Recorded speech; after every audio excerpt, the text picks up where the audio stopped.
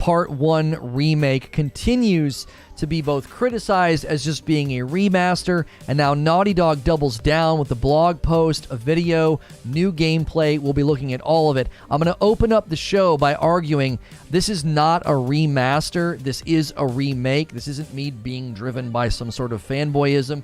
I just got done doing a stream about Hogwarts Legacy PS5 exclusives, criticizing and complaining and saying I don't like what they're doing for the Sony platform.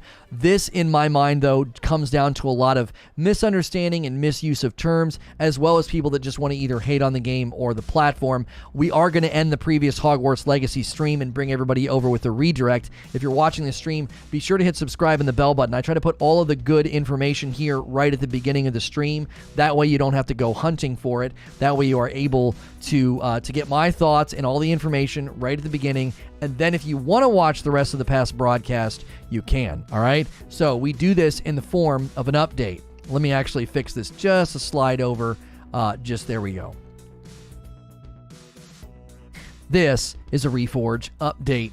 The Last of Us Part 1 Remake continues to be criticized as not being a remake, but just being a quote-unquote remaster. I want to derive the differences between these. Why do people continue to make this point? And talk about how Naughty Dog is doubling down with videos and blogs outlining just how much work was put into this. Even the creative director explaining why they think this is a remake and not a remaster, despite all of the mounting criticism. If you like these quick updates, hit subscribe and the bell button, or check out Reforge Gaming, where I stream live. So first, I think this is a fundamental misunderstanding and a misuse of terms. Remaster is when you go in and make very, very minor changes, maybe increase resolution, maybe make the textures quite a bit prettier. You're not rebuilding anything, you're not reworking anything, you're not doing any of that. You're making a wall look a little bit more nice, crispy, maybe higher resolution textures, and just upping the performance of the game in general. That's a remaster, sort of like remastering a bedroom. Now, remaking a room would require,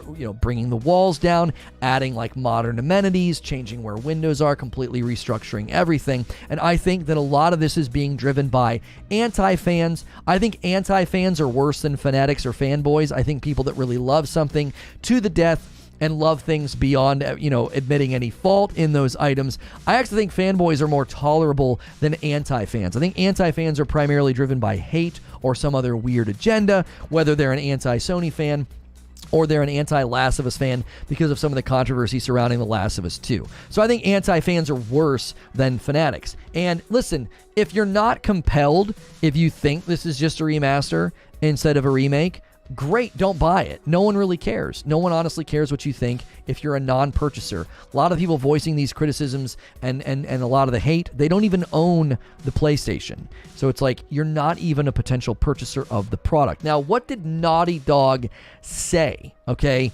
what do they say? Well, according to PlayStationLifestyle.net, creative director Sean Skag explains why he thinks The Last of Us Part 1 is a remake and not a remaster. Quote, "To me, what makes this a remake instead of a remaster is the sum of its improvements. This isn't just the same characters, environments, art direction, etc., performing on better hardware. We completely redesigned everything from the art direction, lighting technology, to the character designs themselves. We've applied everything we've learned over the decades since the original, and we utilize that new technology to create something that stays true to the original, but reimagined in an updated way." Now, they touch on multiple things about the game that have been updated: the world, the combat, and the animations. They continue to explain how the world is more grounded so that the environments feel like they're alive and immersive. From light filtering properly through the trees to cars wobbling when players land on them, cars also respond more accurately with breaking glass and groaning metal if they are hit by gunfire. This is boosted by the use of 3D audio, which boosts epic moments like the start of the game as Joel escapes from his home to slower moments of peaceful exploration. Combat has also had a major overhaul. Combat behavior was limited by the hardware limitations of the PS3 in the original game, but they've now been applied to a new AI engine and a tool suite to, quote, make them more real, according to the lead programmer John Bellamy. Encounters are more dynamic because of the new investigation behaviors, topographical analysis with pathfinding, and probing for visibility that make stealth a more valid approach. The number of active enemy AI has been increased, although it doesn't come near to hitting the 128 active NPC limit of the PS5. There's a monumental evolution of the melee system as well, says lead designer Christian Volvin. So listen, they've completely rebuilt these systems and added these systems. That's why you can't call it a remaster. A remaster would only be making it prettier, not actually modifying internal mechanisms and behavior of the game and the flow of gameplay. You will have completely new experiences with this game and its combat according to everything they just outlined. So it's not just making the characters look better and move better, it will affect the gameplay experience. Animations, the final touch is the alteration to the game's animations. Subtle emotions and gestures can be detected by players, while character models have been visibly improved. New lighting and animation technology has also been applied to the environment. Art director Sebastian Groman explains how this was created. And it has created very complex shaders, more complex models, and more fidelity and volume in the foliage to have the feeling of nature reclaiming the city. All these improvements can be experienced by players when the game is released on September the 2nd. We will cover this with gameplay on the day it releases on Reforge Gaming with my live streaming. My conclusion is that hating something is not criticism. And it's not really worthy of respect or engagement, only correction. Most of the people saying that this is a remaster and not a remake, it's driven by hate and dislike, not by thoughtful criticism, not by analysis of what they have done to the game, not by honest, trustworthy breakdowns of all the improvements to not just the graphics, but also the gameplay and the mechanisms within the game itself. So I really don't care about the people hating on it. Your input is ultimately empty, vapid, and meaningless because you're not making anything that's rooted in fact, and you probably weren't planning on buying the game anyway. As always, be sure to check out Reforge Gaming where I stream live. Come on and disagree with me about this. And here on Reforge Updates, hit subscribe and the bell button, and I'll see you in the next one. And I'll see the rest of you right now as we chop this one up. Listen, we've already debated this in the past. I know some of you are thinking, oh, here we go again. We have gotten rid of a lot of the thoughtless, dishonest, bad actors in the community, people that largely create, I think, a pretty toxic environment of, false claims made, things said about the game that are simply not accurate. They are no longer here, not because they disagreed with me. We welcome disagreement. We want to see disagreement. We got rid of them because they just would come in and stir things up and make the conversations very unfun. So do me a favor. This is a new stream. If you rode the redirect over, smash the like button. Smash the like button and make sure you're on live chat. That way you don't miss what people are saying. Go through those rituals. 50 to 60 would be fine. I understand how much work they put in and it seemed to change a lot in the game, but I do feel 70 is a bit too much. I honestly agree with that. I wish they would have priced this at 60 so that wasn't even a part of the discussion. It does seem steep to be asking for the 70 price point for a remake, right? Like, to me, it's like, I can sit here and defend to the death until I'm blue in the face. This is a remake, but I don't know if I can defend the $70 price point. Like, I think that's an overestimation of value. Like, listen, you want to buy God of War Ragnarok or Horizon Forbidden West? $70. Yep, brand new title. This is not equal to that. I will not accept that the remake amount of work they've done is equal to Ragnarok, is equal to Forbidden West. I don't accept that, no. You didn't do the amount of work equal to a brand new game, a brand new next-gen game. I don't agree with that at all. I think 50 to 60 would have been a sweet spot, And it would take that criticism off the table. If all we've got left are the people that are like, this is just a remaster, well, who cares what they say? They're dumb. They're uninformed. Like, we don't care about them. It's a legitimate question as a consumer to be like, I'm buying a remake. Why is it 70? Like, Ragnarok 70. Why is this 70? It's a remake. It's remastered. The definition of remastered game has gone through some big changes recently. In its simplest form, a remaster is offering the exact same game again as the original. No, you're creating your own definition to make a point that's intellectually dishonest. Do you hear yourself talking? We're not dumb. Yeah, what you just typed is dumb. I'm not being mean to you. What you typed is dumb. The definition of a remastered has not changed. You're modifying it to suit a predetermined conclusion. That's a horrible way to argue.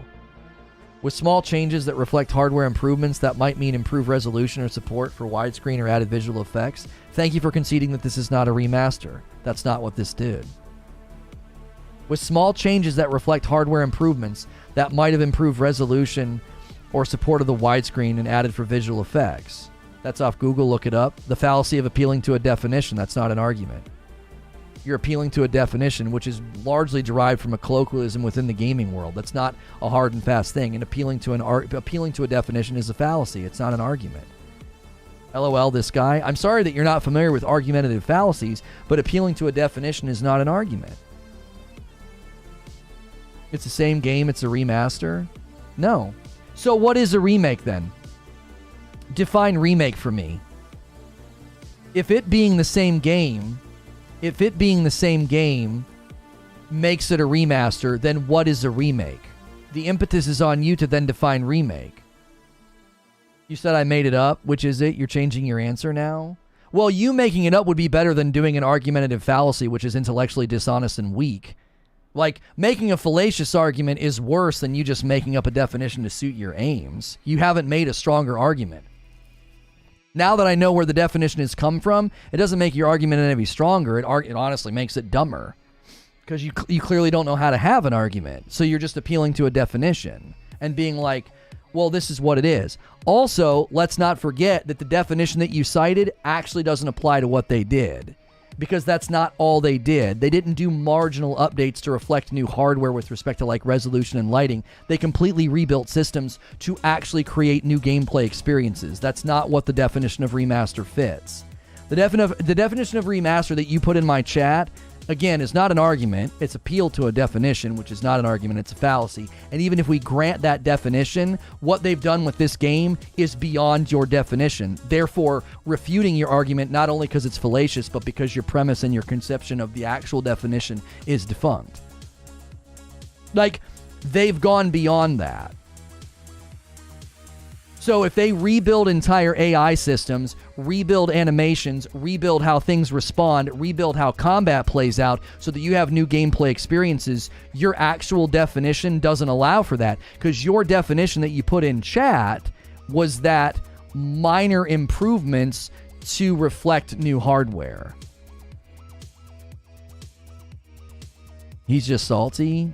You are failing to make an argument. I'm sorry that you lack the ability to make an argument. You just keep citing a definition and acting like it's going to argue for you. Again, familiarize yourself with argumentative fallacies. Now saying I'm just salty is ad hominem. Instead of engaging with my argument, you're attacking me. You're just a Rolodex of argumentative fallacies.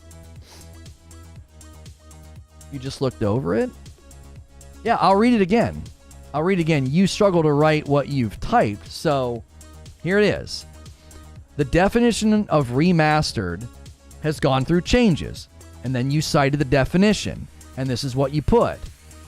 With small changes that reflect hardware improvements, that might mean improved resolution or support for widescreen or a few added visual effects. They have done significantly more than that. They didn't just make small changes to reflect hardware improvements. They completely rebuilt environments. They completely rebuilt characters. They completely rebuilt structures, animation sets, combat. Go look it up on Google. Okay, you're done here because you don't have the ability to argue. You're spamming like an infant throwing a tantrum. So good day to you. Emotional instability is a sign of weakness in the argument. You're having an emotional breakdown in my chat, and you want me to go to Google as, again, fifth time stating it quite calmly, it's an argumentative fallacy to just appeal to a definition. You know? It's you're not actually engaging in a discussion. You're just saying, go read the definition, go read the definition.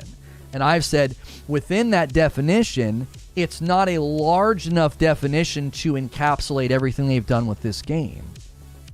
Like, if you actually look at the definition, they've gone beyond what that is. So here's what you're doing. This is the problem. I'm still going to engage with what he was saying because I guarantee you there's plenty of people that think along the way that he does. A $5 tip from Akuta Papa. Remaster is updating basic things like graphics. A remake adjusts deep gameplay systems. You, not Lono. The other guy has a bad argument. Right. Okay, so here's the deal. So a remaster checks a couple of boxes. Looks better, performs better, right? You see visual updates because the hardware is better now, right? And the problem that people are making is a remake does that and more. So the mistake you're making is you're like, oh, it's prettier now and it's running better because the hardware's newer. Yep, it's a remaster. Told you. Wait. A remake goes beyond that. It is happening de facto when you remake a game that it looks better and performs better. It's intrinsic to the act of remaking a game. When you completely remake the environments, characters, animations, AI systems, and combat systems, yes, one result from that is that the game looks and performs better, but it does way more than that. So you're making a huge mistake. Number one, you are doing the fallacy of appealing to a definition. And number two, you are completely ignoring, in a disingenuous, dishonest, zero intellectual credibility sort of way, you're saying all those other things don't matter. You're ignoring those things and only focusing on, well, it looks better, therefore it's a remaster. Well, what about the fact that they completely rebuilt all the AI systems and the combat systems and that you're going to have new gameplay experiences? What about the fact that they completely rebuilt all the characters and their animation sets? They didn't just make them prettier with increased resolution. What about all that? Doesn't matter. Looks better, therefore remaster. Like, it's such a faulty way of arguing. You're not logically listing all the things that they did and coming to a conclusion. You have an a priori conclusion and you're cherry picking. You're cherry picking and saying, yep, boom, looks better, boom, runs better, better lighting, cool. Now my a priori conclusion has support. That's a fallacious way to argue. You're not combing over the game, adding up the sum of the changes and coming to a conclusion. You already have your conclusion, so you're cherry picking just enough things to say, yeah, this is all it ultimately does. Well, it's because you're dishonest. That's just a dishonest way of arguing. That's not being argued in good faith. There's no intellectual credibility there. I wouldn't work with you on a research project because you would overlook certain things to justify your conclusion. It would be like going into a room as a detective and seeing 8 points of evidence and being like, well, we have a boot print and dirt and blood. Guilty. Wait. There's 5 other points of evidence in the room that you're ignoring. No. I've already concluded that this guy is guilty of the murder and these 3 evidence points are all I need. Well, no, you have to derive the narrative of what took place in the room from all the pieces of evidence. So you'd have to look at quite literally every piece of redesign and every piece of work that they've done into this game and add that all up and conclude, did this just make the game look prettier and run better, or did it fundamentally change the gameplay experience? Is Demon's Souls a remake or a remaster? I mean, you'd have to look at the actual mechanisms in the game. I'm not familiar with all that they did, but the quality difference is such a jump, I would have to say it's a remake because they probably had to remake actual encounters, fights, and pieces of the world. It doesn't have to completely change gameplay because you couldn't fundamentally change the experiences in that game because then it would be a different game. Like, it's the boss fights and the enemies would be very, very different. $2 tip from Mick D09. Is it wrong to expect Final Fantasy VII Remake expectations now? Sean Allen with a 3-month milestone. I think a great example of a true remake is Metal Gear Solid PlayStation 1 versus Metal Gear Solid Twin Snakes. But again, the problem is, and thank you for the tips and the re-ups on membership. Here's the problem. Not all remakes are equal. So like Demon's Souls, they had to actually rebuild the entire game in a new engine. Man, that's a remake, bro. Now, the sum of the gameplay changes might be less than the sum of the gameplay changes in The Last of Us. Why? Well, because they rebuilt the AI in The Last of Us. So the enemies are going to behave differently and the combat's going to behave differently.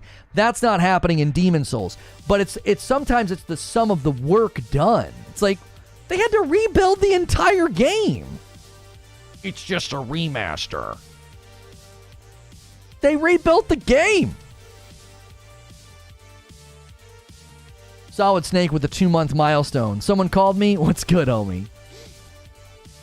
Yeah, compare the original game of Demon's Souls to the game we have now and try to tell me it's just a remaster. You're just being disingenuous and clearly have an agenda. That's not argued. That's not an intellectually credible position. Anybody that looks at the original Demon's Souls and the new one and says it's just a remaster, I don't respect your opinions on things because you're arguing from an agenda and a bias. You're not intellectually credible. You're not. That's just dishonest. To look at the level of work done and be like, it's just a remaster. It would be like looking at the house I live in now. They tear it down to the studs and completely rebuild it, put in all these new amenities and Wi-Fi and Ethernet and all these cool things and motorize this and motorize that and automation this, and being like, yeah, it was just more of a remaster. It's not really a remake. The team that worked on the house would probably look at me like I'm an idiot. What the frick are you talking about? It's a completely different house. What? It's stating facts that you don't accept. A sign of weakness in a position is when someone tries to elevate their subjective opinion to fact. It just means that your position is weak. If you think your subjective opinion when you look at Demon's Souls and then the Demon's Souls remake, if you think your subjective opinion that it's just a remaster is fact, you're just admitting insecurity in your position. You know it's weak, so you defend it as something that you know that it's not. You're smuggling in something that's not just disingenuous, but it's just dishonest. It's not opinion being fact. That you can't do that. Isn't it called Demon's Souls Remake? Yeah, and there are people in chat right now arguing that it's not a remake, it's a remaster. They are taking their opinion and rigidly applying their opinion and then pedantically arguing that, well, they've not done enough. Or it's just prettier, so therefore it's not a remake. Like, again, the definition of a remaster is more narrow and remake is bigger. It does more. And what they do is they say, well, the result of the remake is that it looks prettier and runs better. Therefore, it's just a remaster. And they ignore all the other things the company did because they're liars. They're liars. They're not arguing in good faith. Like, I'm calling them what they are. I don't really pull punches anymore.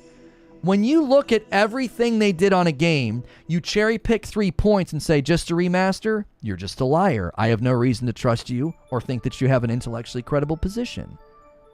Because you're ignoring everything they did. To come to a prior conclusion, probably driven by an agenda of dislike.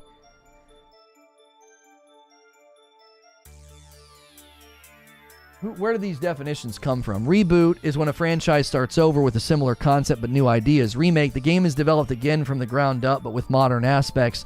Most of its original elements are kept intact. Remake, game is just taken as it is. The graphics are cleaned up a bit and its resolution is increased. Sometimes they add simple new features to alleviate some annoyances of the original version. Yeah, and it's very clear, anybody claiming that this is a remaster, that definition doesn't square.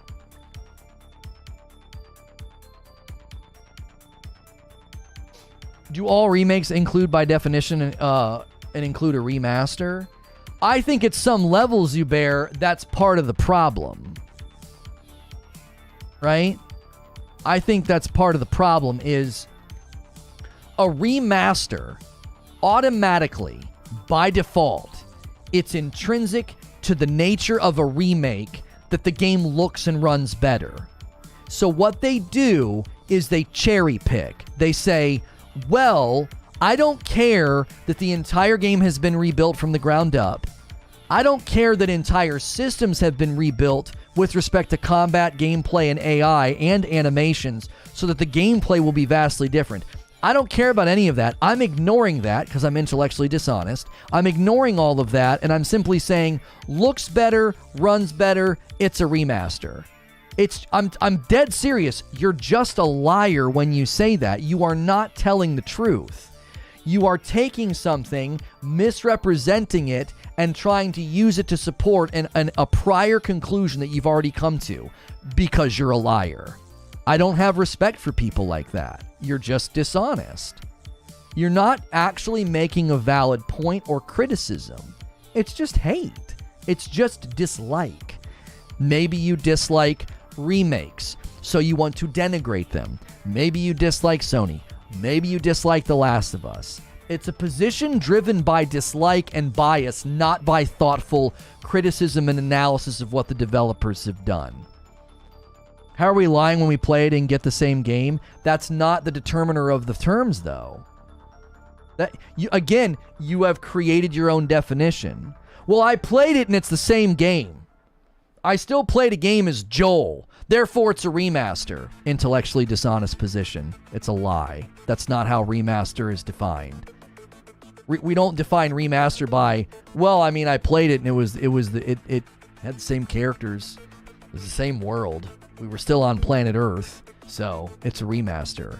You've created your own definition that's incredibly narrow, appealed to that definition, so you've committed two argumentative fallacies to conclude that it's a remaster. It's dishonest.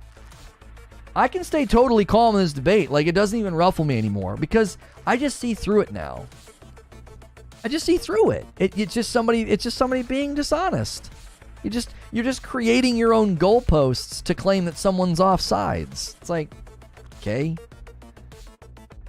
We know what a remake is, and that's why the Final Fantasy remake is better, because the story's different with the same characters. But again, that's an appeal to a narrow definition. You're claiming that, oh, this is it. No new story, my guy? No one said that a remake has to have a new story. Again, you're coming up with your own definition. That's not the definition of a remake. You're referring to a reboot. See, this is what happens when you ignore terms and conflate colloquialisms to try to drive a narrative. A reboot is when the story changes, like the Star Trek movies. That's a reboot. It's a reboot. How it's facts? No, it's not. Again, that's a sign of an insecure position when you try to claim that your opinion is fact. You're arguing from a very insecure and shaky position if you have to claim that it's facts. It is not a fact that a remake has to change the story. That's something that you have made up. That's not a fact at all. We've remade the game, remade the systems, put it in a whole new engine. It's not a remake. Why? Same story. Oh, okay, but that's not how we define remake. That's how I define it. That's the facts. Oh, okay. So what's your argument? When game developers take a significant amount of time to completely rebuild entire systems and the fabric of the game and the characters and the animations and the combat so that you have a new experience, the story remaining the same is not a refutation of all the work that they've done. That would be like saying, hey, you guys rebuilt my entire house, but I'm just going to call it a remaster. Why? Well, because my house still has the same address. That's how stupid that argument is. It is literally a stupid argument. You guys really didn't rebuild my house. I mean, I know you knocked it all the way down to the foundation and completely rebuilt it and changed the entire structure of my house. Room design is different, modern amenities are different, but it's got the same address. So it's not a rebuild, it's a remaster. That's how stupid your argument is. You've rebuilt entire combat systems, you completely changed the AI, I will have new gameplay experiences, everything looks completely different, objects, characters, and the world have been rebuilt. But because the story's the same, you don't get credit for any of that work. It's a remaster. You sound just as dumb as the guy saying it's not a rebuilt house because it has the same address. They both sound dumb.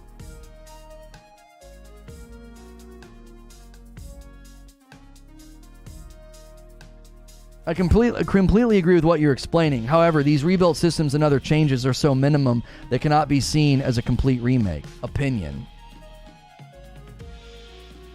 I'm going to play a game that's over a decade old, and the combat and the AI is going to behave completely differently. How is that minimum? Why are you claiming that's a minimum change? They rebuilt every piece of AI. Have you ever played this game? Do you know what happens in it? Do you know how significant it is that they rebuilt the AI? They quite literally had to account for all the millions of permutations that will happen in exchange with new AI systems. You've got cone of aggro, aggro distance, aggression levels, audio response. All those things can lead to a million different permutations of combat. It's minor. What? How is that minor?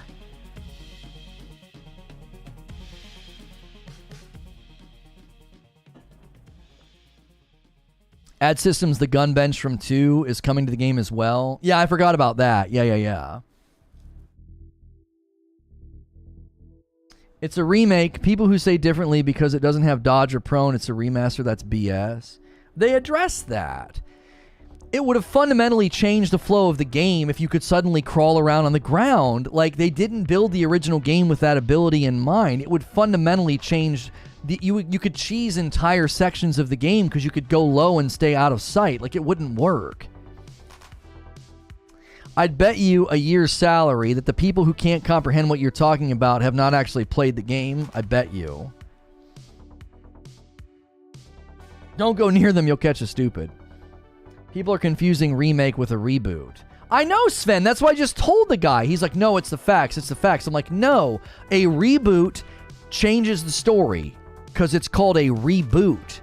You're rebooting the characters. You're rebooting the story in the universe, like the Star Trek movies by J.J. Abrams. They rebooted Captain Kirk. It's not the same Kirk. It's not a reboot. Why? Because he's still James Tiberius Kirk. Oh my gosh, shut the frick up. Like, it's not a remake because the story's the same. What? Like, I want you to think about the silliness of the claim. Hey guys, we're going to remake The Last of Us. Great. Does that mean you're going to change the story, characters, and the names of the people in the town? Well, no. Well, why even do it then? Wait, because it's a great game and we want to remake it. I don't understand. Because if we completely change the characters and the story, what would be the point of calling it a Last of Us remake? You're not remaking The Last of Us. You're making a new video game. And you'd probably be in here saying the same dumb thing then. Well, it's not really a remake of The Last of Us because the story's completely different. So it's just The Last of Us in name only. I'd be hearing the same nonsense. Like, why would you remake something and call it by its original name if everything is different? That's not a remake. That's not a remake. That's not even this. It's not even the same game anymore. Just call it something else. Imagine the Knights of the Old Republic remake that they're making. Launches. And there's no lightsabers. There's no force. There's no characters. It's all different. People be like, wait a minute. Why would you even call it this then? I was trying to make that point. Right. Would God of War 2018 be considered a reboot? I think they called it a reboot, did they not? The problem is that The Last of Us is a bit newer than games like Final Fantasy VII and Resident Evil 2, so people don't see the insane difference and they assume that it's a remaster. I would argue that the insane difference is there. I mean, I would argue that the insane difference is there. Like, go back and look at the original game and try and tell me that it looks anything like this. Like, you're just lying if you think so. Like, you know what I'm saying? When they do the side-by-sides, it's remarkable how much better it looks. It's actually remarkable how much they achieved, how good the game looks.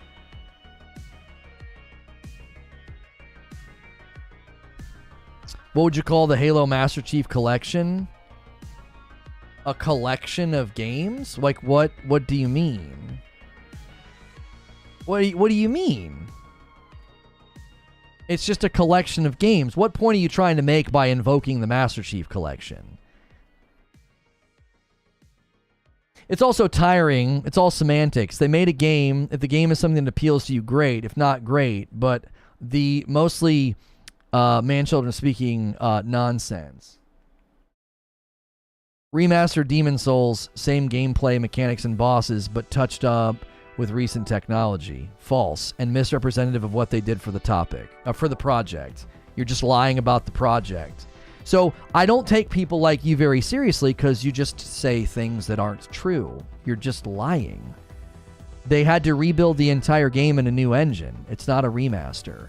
You are misusing the term and saying something that's a lie. A remaster is when they take the existing game and they bump up like resolution, performance. That's all they do, right? Small teams can typically handle that. Why? What he said is true? No, what he said is false, and you're a liar too. You're a liar too. Seriously, I'm not name calling. I'm accurately describing your position. You're just a liar. It's not true. It's not representative of what they did for the remake of Demon Souls. It's also a red herring because it's too difficult to engage with the actual topic, so you come up with the red herring. Another beautiful, fallacious way to argue. Well, I can't really argue substantively about The Last of Us Remake because of the significant number of changes and systems that they've updated, so I'm going to throw out a dishonest red herring about Demon Souls. You don't know what you're talking about? Now you're attacking me. Ad hominem fallacy. Do you have any other fallacies you'd like to try out today? Because you're not getting anywhere.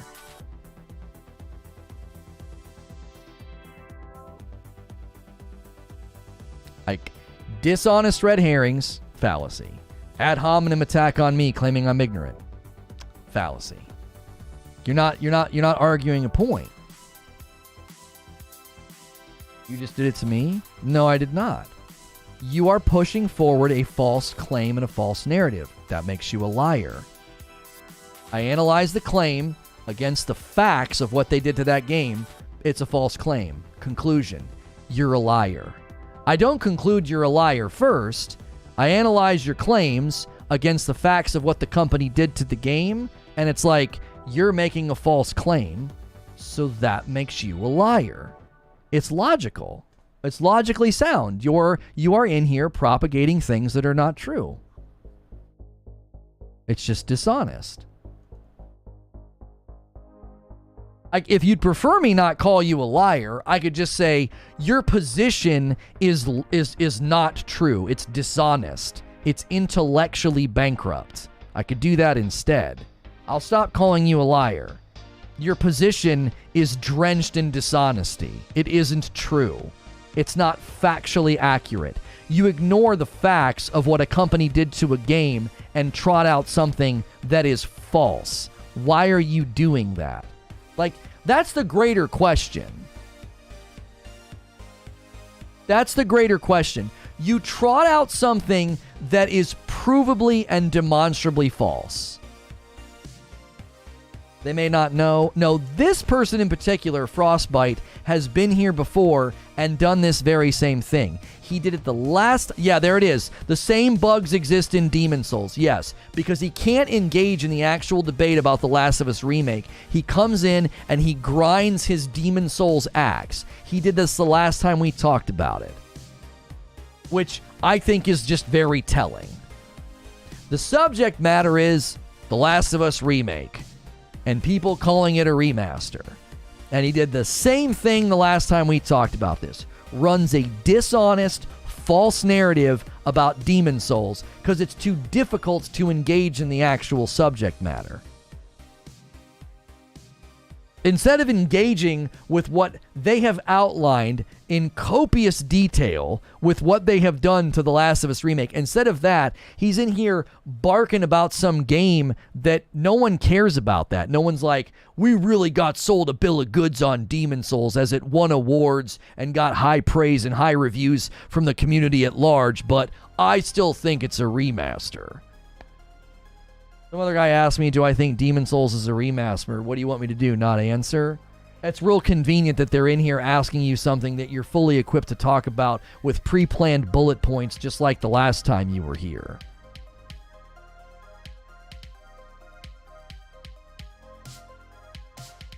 I agree with your position, Reforge, but do you think that the team could have added more exploration in the game? But why? Why would they do that? It would fundamentally change the game. What, like whole new areas and fields and buildings to go through? I don't understand why that would be an expectation.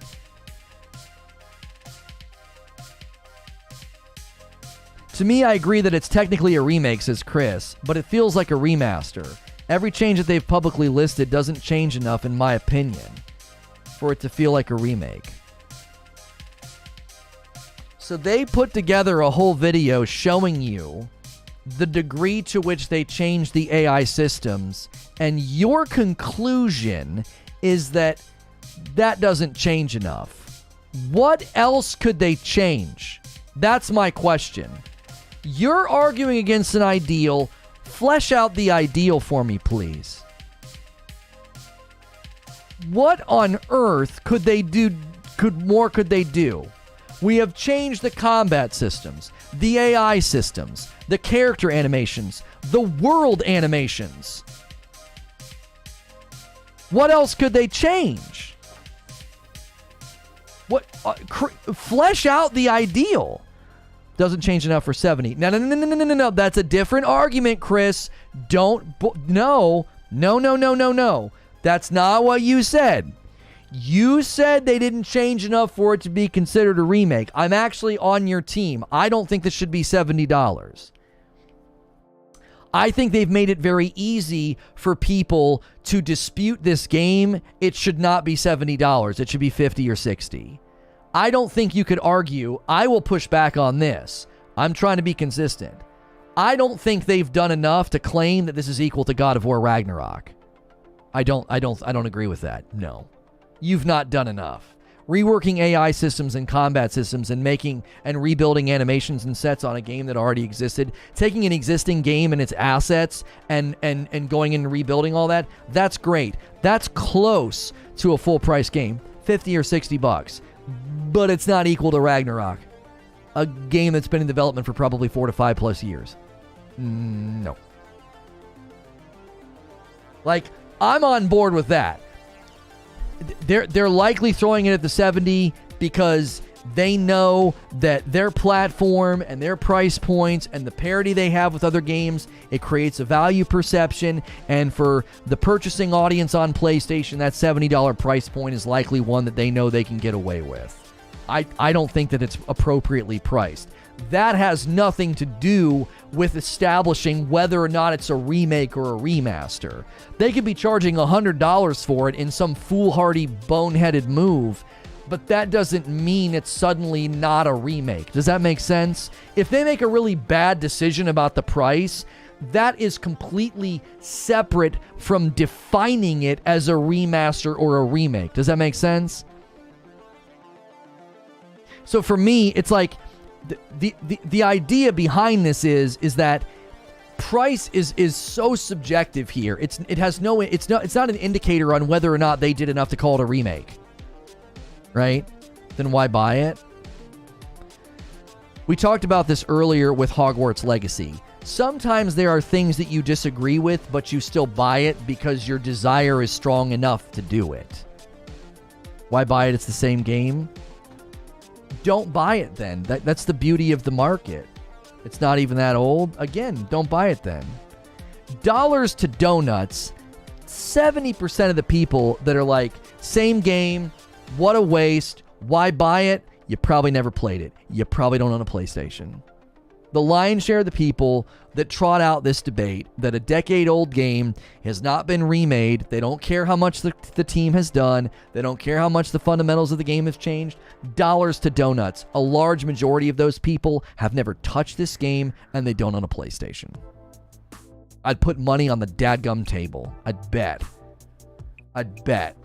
Like that Jackbox game where you guess percentages. 70-something% of the people that trot out this narrative have never touched the dadgum game. Is this targeting at existing fans or trying to get a new audience? Zubair, it's probably both. Because somebody just put it in chat, and I think they're probably right. They have a TV show coming out, and they're going to trot this out. They'll do part 1. They'll do something with part 2. and then this will be a great runway for part 3. Right? They'll be able to really prime the pump for part 3. So they're probably wanting parity between all of the game's performance when it's all said and done. So wouldn't surprise me at all that they started entertaining the idea of building part 3. And they thought, you know what? We probably want a performance and appearance parity between all of our stuff. Right? And we definitely don't want to have this situation where we feel like part 3 is so dramatically divorced from part 1. Why don't we do this? Why don't we upgrade everything in part 1? It'll teach us some great lessons about leveraging the power of the PS5, and that will be great research and development. That'll be great R&D for part 3, right? So I actually think that's likely something that they were doing, and they know they can make a good amount of money on the product. It's good treatment of your product to say, hey, let's make some money on this, and in the process we can learn really valuable information and get really good R&D on developing for the PS5. This sounds like a win-win. This sounds like a dunker to me. Like, I get to enjoy a remake of a game I played 8 years ago. Right? It's just a cash grab. I love that. You know what my response is when people say that? Somebody with a Xbox avatar. Everything is a cash grab. Every game you play, every game you buy, it was designed to do, guess what? To get your cash. They want your money. Everything is a cash grab, bro. Hey, man, we spent a bunch of time designing this. Why? We want to sell it for money. How dare you? Get your cash grab out of here. Now, it's not surprising that comes from somebody with an Xbox avatar, because maybe you're getting too accustomed to not buying games. You know, maybe the value for value, economic mindset isn't really a part of your framework and your outlook as a consumer, because, well, you pay for Game Pass. You probably when's the last time you bought a game, right? With respect, the non-purchasing consumer that looks at every gaming company with like a raised eyebrow about how dare they try to make money, I think you're bad for the industry.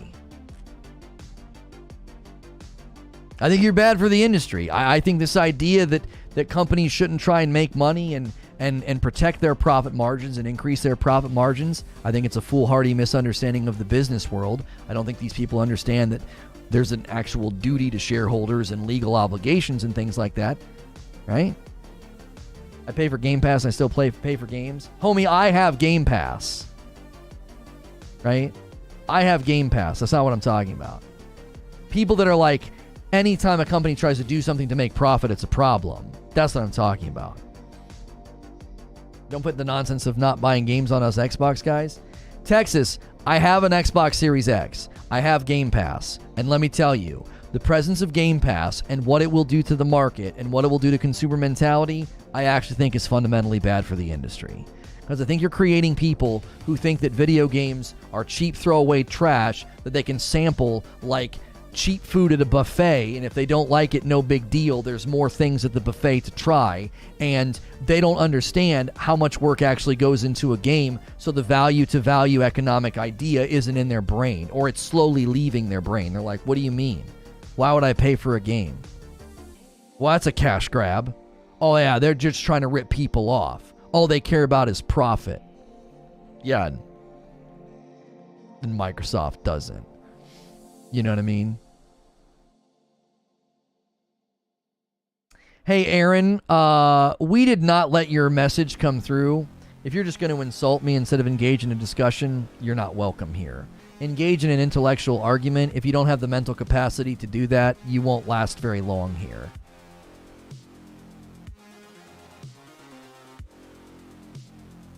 I 100% agree with that. Corey agrees with me. Hey, me and Corey are agreeing on something.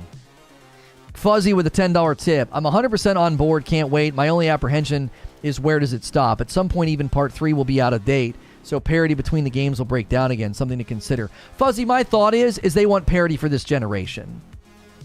They want parity for this generation. Yeah, sure. When the PS7 comes out, I don't think they're thinking about that. I think they want this generation to have a beautiful, like, trilogy of, like, boom, part 1, part 2, part 3, right? You know you're wrong when Corey agrees with you. Poisoning the well and ad hominem wrapped up in one fallacy position. Nice, Frostbite. Do you have the ability to argue without doing fallacies? Because you just baked ad hominem against Corey into poisoning the well against me. Man, it really is amazing when you can create a hybrid fallacy. What is that, like a diphthong fallacy? You just take two and combine them into one.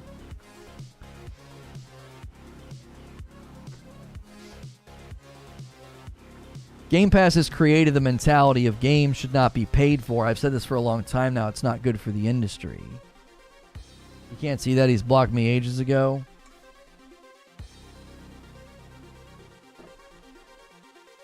Corey and I butted heads a bunch the other day. What was that, yesterday? Yeah, we butted heads. He said I was being nitpicky about Forspoken. I was taking Forspoken to task. I think there's a lot of things in Forspoken that look awful.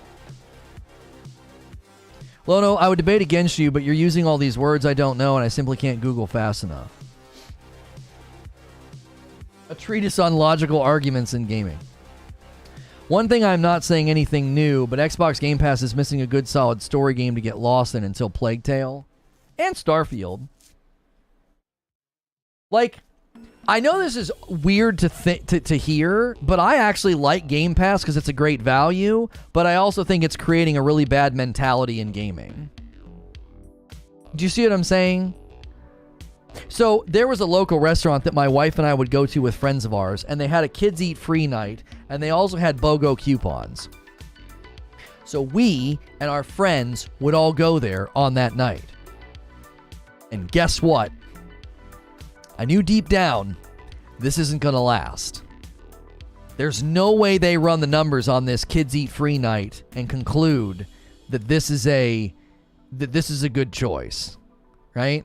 So I was engaging with it, great value to me as a consumer, and deep down I kind of knew, I was like, there's no way they keep doing this. Now, it was a chain restaurant, so we weren't doing this to like a local mom and pop shop. If it would have been one of our local restaurants, I would not have been doing it, because a franchise and a chain, this isn't going to hurt them. They're not going to close their doors because we did this for a couple of months, right? They'll run the numbers, and then corporate will tell them to stop. And they did. They shut it down. They were like, no. You can't use coupons on the kids eat free night, okay? So I can engage with Game Pass and sign up for it and be like, this is great value to me as a consumer. This probably is really bad for the industry, though. This is probably creating a really unhelpful and unfruitful mentality within gamers about, value for value and how much they should be spending on their favorite hobby. By your logic, Blockbuster and GameFly should have ruined gaming years ago because you could rent games. No. That's a false equivalency if I've ever seen one. Homie, renting a game, you have to give it back. There's a very, very clear value transmission. I'm paying less and I'm getting less. Like, Blockbuster wasn't a threat to DVD sales because you paid $4 or $5. Thanks. I can't wait to watch The Mummy with Brendan Fraser. And then a couple of days go by, and I have to give it back to them. Like, that's not what Game Pass is doing. Game Pass is saying, here's the game. Yeah. You have it for months. Beat it a couple of times. Squeeze every last piece of value out of it. Who cares if it stays there? And a lot of them do. Imagine if Blockbuster would have let you spend, $15 a month, and you could go in and just take as many movies as you could wrap your little arms around and keep them for months at a time. Well, that would be ridiculous. You would never have a reason to ever buy a game, ever. Renting totally hurt movie sales. People who want to watch once can now avoid buying the movie. Without rental, they have no choice but to buy. Right, but the reason that Amazon and other locations allow you to rent, even digitally, Zubair, is because they've probably done market research to conclude that there's a greater portion of people willing to rent, and a lot of those people would not convert to a buy. They would either wait for a sale or completely forget about the movie. So the impulse buy is still happening, right? The minute I can rent a movie, I'm like, oh, I want to watch this. I likely would say, $20. No, I don't. That movie's not that important to me. And then I would probably forget about it. So they probably run the market projections on it and said, there's a subset of the community out there that watches movies that would never buy, but they would rent, and they make money off of them. That they ordinarily wouldn't make money off of them. The point is, we're getting off on tangentials here. We're getting off on red herrings and rabbit trails. The Last of Us remake, like, Naughty Dog has done everything they can to substantiate the claim that this is a remake.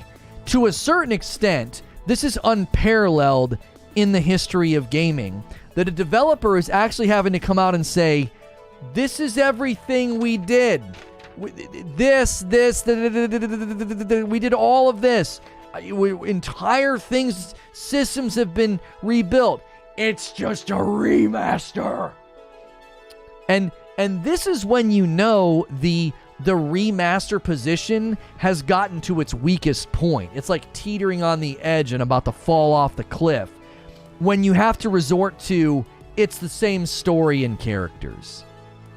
You've just conceded that they have fundamentally changed everything except for the story and the characters. Thank you for conceding that they have remade the game. You just played yourself. The fact that people retreated to that Alamo today in chat, they go all the way back to, well, it's the same story and characters. You just accidentally conceded they've rebuilt every square inch of the game, and the only thing left is the story and the characters. You just inadvertently admitted that it's a remake. You played yourself. If you have to go all the way back to that point, you're literally saying they've remade everything. There's nothing left for me to hold on to except it's the same characters and story. Okay, but that's not a refutation of it being a remake. That actually proves that it's a remake. That might be hard to catch. How about some likes? Yeah, we have a lot of people here. Maybe hate watching. We just hit 200 likes. I bet you we could hit 300 likes. Hitting the like button and hitting subscribe is totally free, and it supports my channel. We have gotten about 11 new subs, so a lot of people here are either super familiar with my content or they're hate watching, and they don't want to support the channel with a like or a subscribe.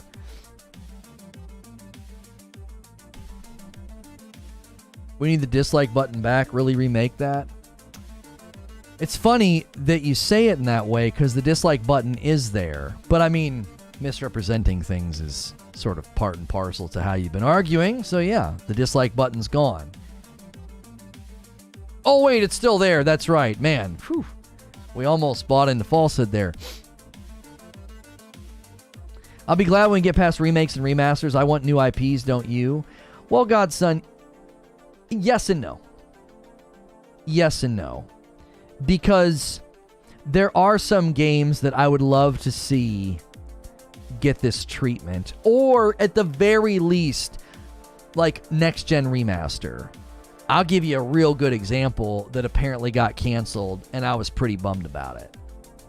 Red Dead Redemption 2. That game feels like it just came out a little bit too early. Beautiful game, but would love for it to get that uptick in performance with frame rate and resolution on next gen.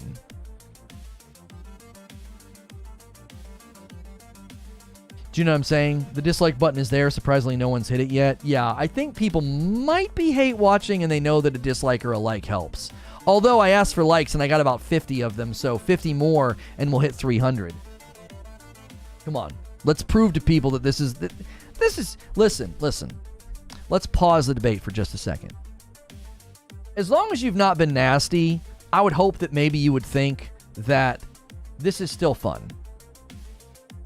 disagreeing like this and debating passionately, as long as you've not been nasty, this has been fun. I hope you're enjoying the content. I keep it safe for work. You may have noticed I'm not swearing and cursing and being crass. The meanest thing I said was that someone was being a liar, right? We have hot debates. We just discussed this morning. People call me a Sony fanboy. People are saying that I'm doing this video right now because I'm a Sony fanboy. And I criticized the Hogwarts Legacy PS5 exclusives this morning. I criticized it. Talked about how much I didn't like it.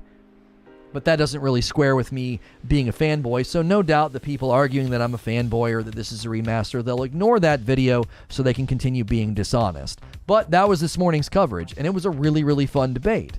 It was great. So if you like what we're doing here, and you like the fact that you can throw me on in the background and kind of have a passionate podcast in your ear about gaming all day, hit subscribe. If you want to support directly, consider becoming a member. $5 a month gets you into an extra talk show every day. We end every day with an extra talk show for members, and we have increased access in our Discord.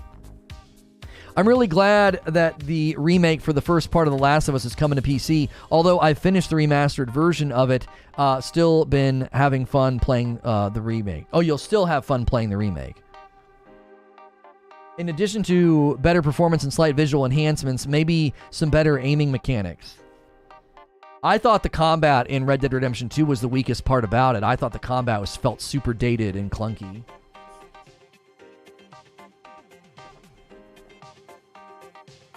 You think overcharging for games and console price increases are good? There's been no proof that they overcharge for games. They have a marketing price parity with every other game that is sold in the market, with the exception of their first-party content.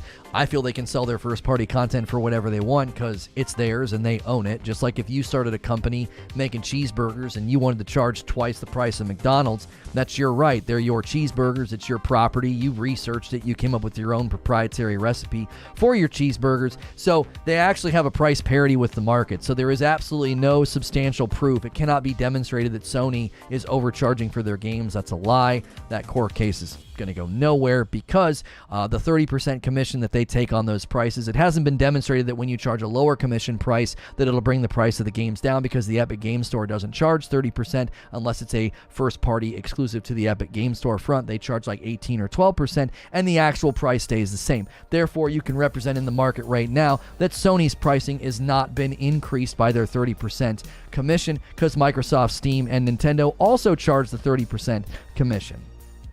So there is no overcharge. And raising the prices of the consoles is again in parity with the technological market. Both the Oculus, the Apple company, and other tech companies in Japan have had to increase their prices to maintain margins because that's incredibly important. They have a fiduciary duty to their shareholders. They're legally obligated to maintain their profit margins, and the yen has gotten so weak that they're making less money in that market. They're not the only tech company to look at Japan and other companies' currency values and determine that they need to raise their prices. Sony's being singled out because YouTubers and video game bloggers need something to talk about, and farming your anger and your hate is good for business. Plenty of other tech companies are doing it. You're not hearing about that because it's easier to make a villain out of Sony, because you'll click on a video or an article to foster your hate and dislike of a company that already exists. That dislike's already there, and they're just manipulating you and taking advantage of that.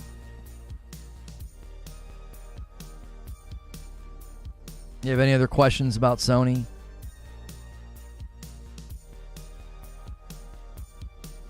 Why not raise it in the USA then? Because the United States dollar is the strongest it's ever been in a generation. There are actual articles right now globally analyzing the economic structure of the entire planet, and the United States dollar is the strongest it's ever been. In fact, it's so strong, it's actually hurting other companies, countries, and entire industries.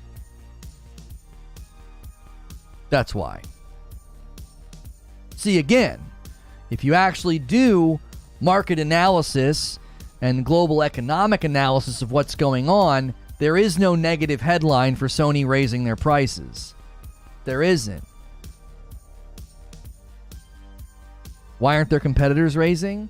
Because couple of reasons. If you want to talk about the Nintendo Switch more than likely has a surplus of the parts because they're outdated parts that are lesser in demand, and with the surplus of the parts and the lowering cost of the distribution of the Switch, especially locally in Japan, as well as the fact that it's an older console that is in less demand, and yet over time their production costs have probably come down, so they're actually probably making more on the Switch than they did traditionally, closing the gap on the weakening yen. Not to mention Microsoft traditionally doesn't do that well in the Japanese market. Microsoft traditionally does its best work in the West, where the dollar hasn't fluctuated at all. In fact, it's stronger. So Microsoft's probably taking way less of a hit with the market fluctuations and the dollar currency conversion rates of other countries. So Microsoft's probably taking some of those losses on the chin because most of their profits come from the Western market where the dollar hasn't moved, and in fact, it's stronger. Again, market analysis, trends of how a console does, how old a console is, the parts of the console, the price to make the console. When you actually analyze all those things, it's pretty easy to see why the Switch isn't doing it and why the Xbox isn't doing it. But that doesn't get you to click on a video and get angry. You're not going to click on an article, Sony, take the L, Sony, right? Careful market analysis of parts and pipelines and bottlenecks in production and currency rates, that's not going to get you to click on a video or an article. But an anti-Sony article or video will. People are just out here farming your anger for money.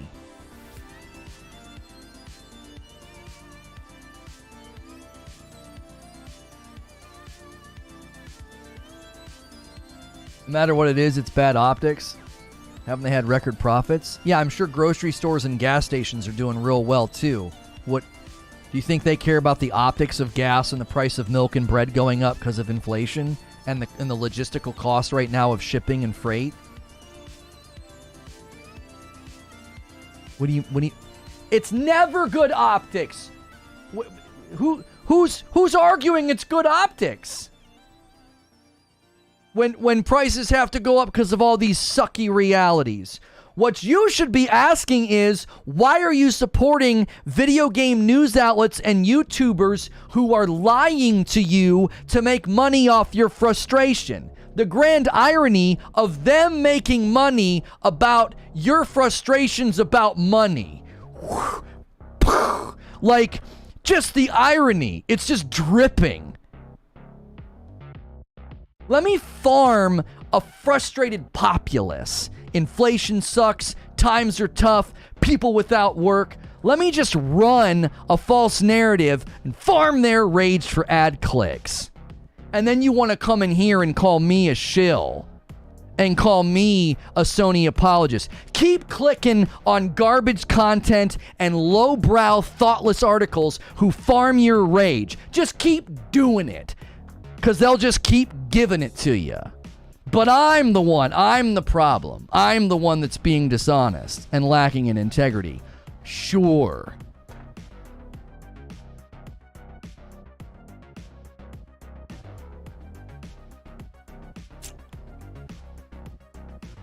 I agree that Sony has a perfectly sound case for the price increase, but it's bad optics. The point is, do the bad optics outweigh the extra money? I'm sure Sony has done the calculus.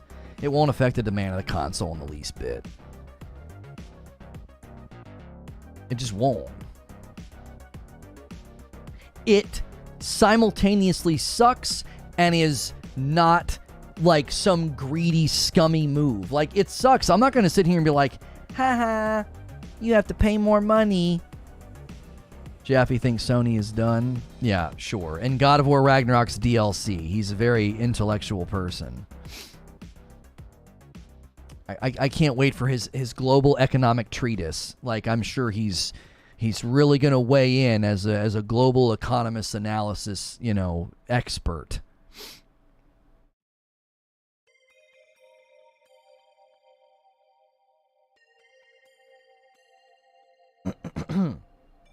As a longtime Sony console owner, adding PC to my arsenal was a choice that grows better by the day. UK and Europe, even after the price increase, pays $470 US dollars or less. People happily paid scalpers 800 $800 for the PS5. I agree, Sony knows what they're doing, but try to explain that to the children. I've done my absolute best to explain today how The Last of Us Remake is a remake and not a remaster. Can we get 7 more likes on the video? We're actually having a great second stream of the day. We're about an hour in. Do me a favor, okay? They want us to run ads while we're live, and I think that that's ridiculous because it just disrupts everything. I get why YouTube wants us to run ads because that's how the platform operates. I think we can forge a very different path as a live stream environment. Consider becoming a member for $5 or gifting a member, because that supports the channel and it communicates to YouTube that there are other ways to support live content instead of me just like disrupting the conversation and the flow with an advertisement for Coca-Cola, okay? Like, ads are great. They help pay the bills on YouTube. They're better designed for upload content. Live content is better monetized by super chats, gifted members, and voluntary members. So if you can afford a membership, consider jumping in for the $5 a month.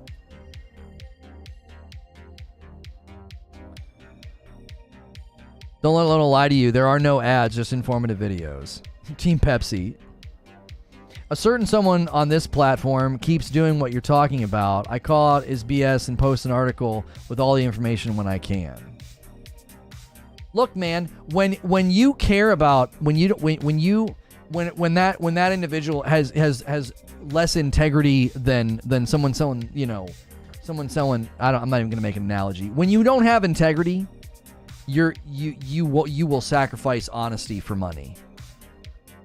People like that have demonstrated that they don't have integrity. They're not journalists, they're bloggers. And bloggers will do everything they can to get that ad revenue. It's not about honesty, it's not about integrity, it's not about accuracy in your reporting. No, it's about farming ad clicks. And the best way to farm ad clicks is with emotionally charged, like, anger farms. That's the best way to do it. Do people realize that if Sony kept the price the same in those territories, that you would actually be buying that console cheaper than in the US because their dollar is so weak? That's exactly the point that I tried to drive home to people. And they're like, well, but Sony should just take that on the chin and lose that profit. I'm like, you don't understand business if you think companies are going to do that. They have a duty to not do that. They quite literally are not allowed to do that. You can't just be like, we're going to lose millions and that's okay. I literally have a shortcoming about that. I talked about, like, if you were selling 1 million little universal remotes, if you were selling 1 million of them a month in Japan and you were making $5 on each one, your profit's $5 per. So 1 million at $5 per in profit is $5 million in profit. If the yen fluctuated and you're now only making $3 in profit, that's a $2 million profit loss. You wouldn't just look at that and say, no big deal. You would raise the price because your investors, your shareholders, would sue you if you didn't. Hey, what happened in Japan? Why'd we lose 2 million? Why'd we lose 12 million this quarter? Oh, well, times are tough there and inflation and the currency went down, so we just sort of took it on the chin. Great, we're going to sue you for the loss. You're not allowed to do that. What the frick? You just took a 2 million a month profit loss? What are you doing? That's $8 million for the quarter. No, $6 million for the quarter. You just lost $6 million for the quarter. Your quarterly report, you're telling us you lost $6 million because you feel bad for that market and the currency fluctuations? You're an idiot. The board would fire you, and then the company would be sued. Oh, but I did the right thing for the consumer. Yeah, really? All that profit loss could also turn into downsizing and shutting down locations. Good job. But again, it's just easy. It's just easy to sit on the armchair and act like they shouldn't be doing it because some YouTuber told me that they're going to take the L.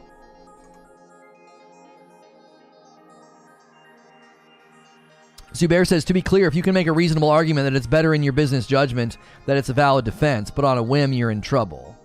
You'd have a really hard time, defending the 2 million. Yeah, you'd have a hard time defending the 2 million monthly loss. 6 million quarter. quarterly loss. You'd have a hard time. Yeah. Phoenix Rising's on Game Pass now. Well worth playing. All right, let's bring the discussion back. We're rehearsing a discussion about the PS5 thing we did the other day. Let's bring things back to The Last of Us Remake, right? Let's bring things back to The Last of Us Remake. I have some pre-planned discussion questions because we like to keep the conversation going. I think curating the content in that way is of value to you as the listener, people watching the VOD, people listening to the audio version, okay? I want you to maybe attempt with me to analyze why do we think consumers get caught up in the remake versus the remaster debate? Do you think maybe people are just tired of them, so it's a reactionary thing, like I'm sick of remasters and remakes, so they're trying to kind of chop them down and hurt them? Is it motivated by console warring? Is it motivated by there are anti-fans of The Last of Us 2? I said in the opening that I think anti-fans are worse than fanboys, because I think anti-fans are primarily driven by unkind motivations. But let's try to think through this, like theorize with me here. I think there's multiple layers to it. I also think there's multiple approaches to it. Not everybody that's doing this is like, oh, I'm anti-Sony for sure. I think some people are maybe just tired of remakes and remasters. Or again, they just want to take a chunk out of Sony. They don't like Sony. They don't like Sony having a successful piece of property, so they try to denigrate it. I think because remasters are often cheaper and remakes are marked at near full price. Yeah, and see, Cog and Echo, there's a part of me that wishes this thing was $50. Because I think so much of this conversation, it would be so much simpler to be like, it's $50, man. It's not even full price. What's the freaking problem? But the $70, I think, did create a hotbed for this debate. I disagree with the price point. I do. I don't think they substantiated that it's equal to Ragnarok. The work that went into God of War Ragnarok is not equal to the work of The Last of Us Remake. And therefore, I think they've created their own problem with that price point. I think that was a bad decision. Now, they would look at me and say, yeah, well, market research says otherwise. And they'd probably be right. I still don't think it was a good decision.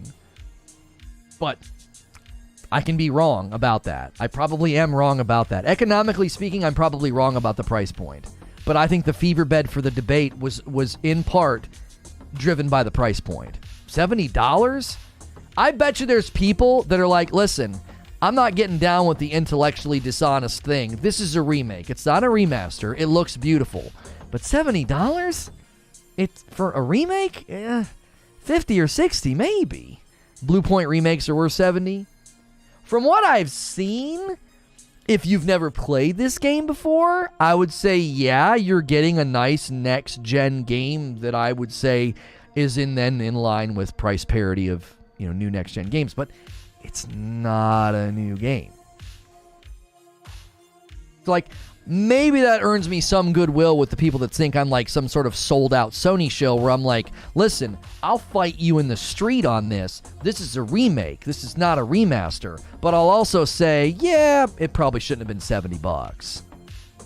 Resident Evil 4 and Dead Space are going to be 70, and most people will not have this discussion. Oh, hang on, let me weigh that. Okay, Dead Space, I think people will maybe say it, but it's older, and Resident Evil 4 will be so divorced from the original product, it won't be as big of a discussion. You're right.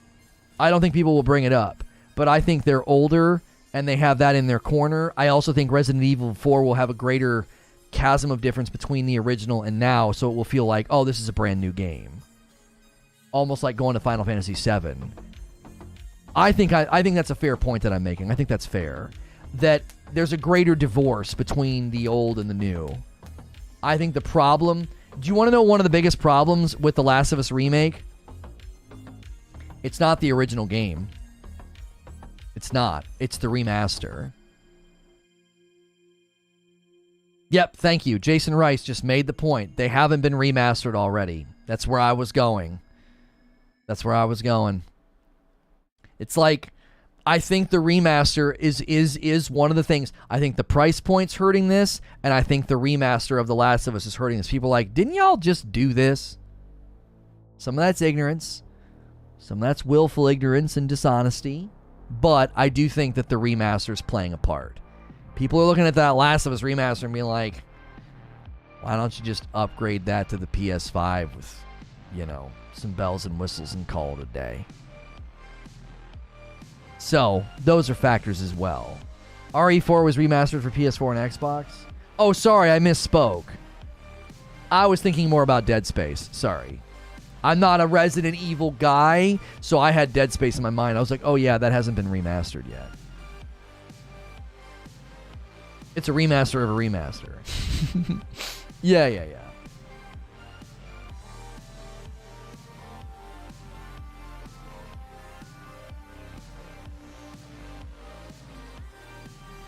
It says, I don't know if this works or not in Discord like in Telegram, but try to edit the link if you as VX in front of the Twitter.com before. Oh yeah, look at that. It like fixed the preview. Huh. So after the HTTP, after the whack, after the 2 forward slashes, he put VX. Huh. I wonder if that would fix some of the broken animated GIFs that we try to use. Like the next time we have a broken animated GIF in Discord, I wonder if that VX trick would fix it. I paid full price on PS3 and PS4, can't do it again. And Mick D09, see, this is the difference between someone being dishonest and someone just being like, man, I just don't see it. Right? Somebody being like, look, man, I bought The Last of Us. And then I bought The Last of Us Remastered. I'm not dropping $70 on the remake. It's beautiful. Joel looks awesome. The world looks awesome. Bro, no. You know what? I would probably have the same attitude. Now, as a content creator, I wouldn't. I'd buy it and show it off. That's different, right? If I wasn't a content creator and there was no impetus to buy and show it off, I'd be like, yeah, I've had enough. You know, and I wonder if that's driving some of this as well. People are like, dude, are you serious? Like, I just got done buying the remaster, playing the remaster. Like, frick do I care about your remake, your second attempt here? IGN put out a gameplay trailer. You want to check it out? Is it this one? We were watching this, where they're like in the school buses. That looked like a cannibal more than a zombie. Oh, they're definitely zombies. Ooh, nice play. It is this one, Billstown. Stomp. They could have done that a little bit better.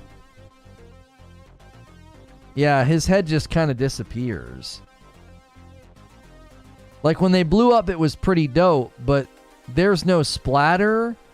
There's nothing. That nothing on the ground changes. Oh, there's a slight splatter beneath his foot. Okay. That, yeah, they could have done that a little bit better. His head just like, it just feels like his head disappears. It doesn't feel like an actual, you know, I'm sure sound probably helps with a little bit of a squish.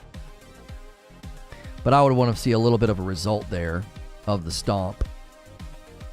Like, I'm not trying to be grotesque, but like, it literally just seemed like his head just vanished. I don't want to be nitpicky. I mean, just the bus and the rust and the lighting on this game. Textures look dated? What? I'm looking at all of the work they did on just the school bus. I actually think it looks extremely nice. There's dirt. There's water. There's like the water, you know, like the water dirtiness on a car, like where the water dust sticks to it, and there's rust. I don't know. I think it looks great. Now, if you're noticing some of the skipping, that's YouTube full screen in Chrome. I don't know why that happens. I haven't been able to figure that out. That's not the game. That's a YouTube in Chrome thing. If you watch this video on mobile, it won't do that.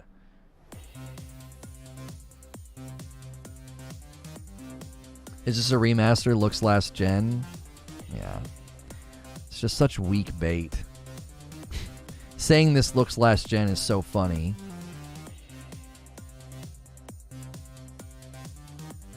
Is it hardware acceleration in Chrome? I feel like I've turned it off and it still does it. It still does the jittery shakiness. It looks better, but unless you have a computer that can watch trailers at the right high definition output, it'll look better on the PS5. Last gen games looked amazing though.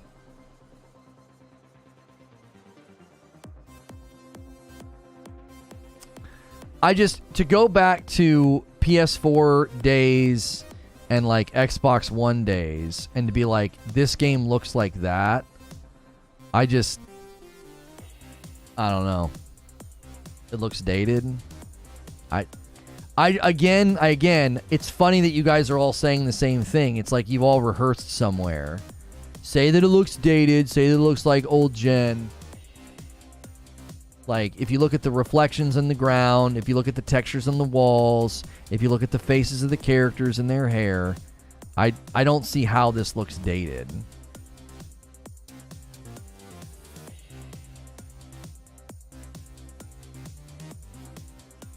The game looks amazing. I'm just tired of The Last of Us. Yeah, like I said, I think there's plenty of room for somebody to say, man, I've had enough. You know. Probably have 4K TVs with crappy cables and bad settings, no joke. Eugene, I couldn't believe that. Why would you sell a television? Eugene is being serious and not being mean. This happened to me last night. I bought a 4K television from Costco, and the HDMI cable that they sent it with, it made my PS5 look like garbage compared to my other television. And Eugene was like, switch out the cables and change these settings. And I did. And it literally was a night and day difference. Like, I have an amazing television. I have a top-of-the-line TV that the stream bought me. And I was like, why'd you guys buy this for me? Because my new TV looked like a 5, while my TV looks like a 10. A simple cable swap and settings change, and my new TV looks like an 8. And my other TV looks like a 10. It went from looking like a 5 to an 8 with a simple cable change and a settings change. And I wonder how many people are just watching on, I don't know, something that doesn't let you see all of the finer points of work that's done. LG CX. No, it was a Hisense TV from Costco. It was a really good price, and I was looking at them in the store. I was like, this thing looks phenomenal. And so that's what we got, so my wife and I could play games co-op. There's too many good co-op games that are not split screen.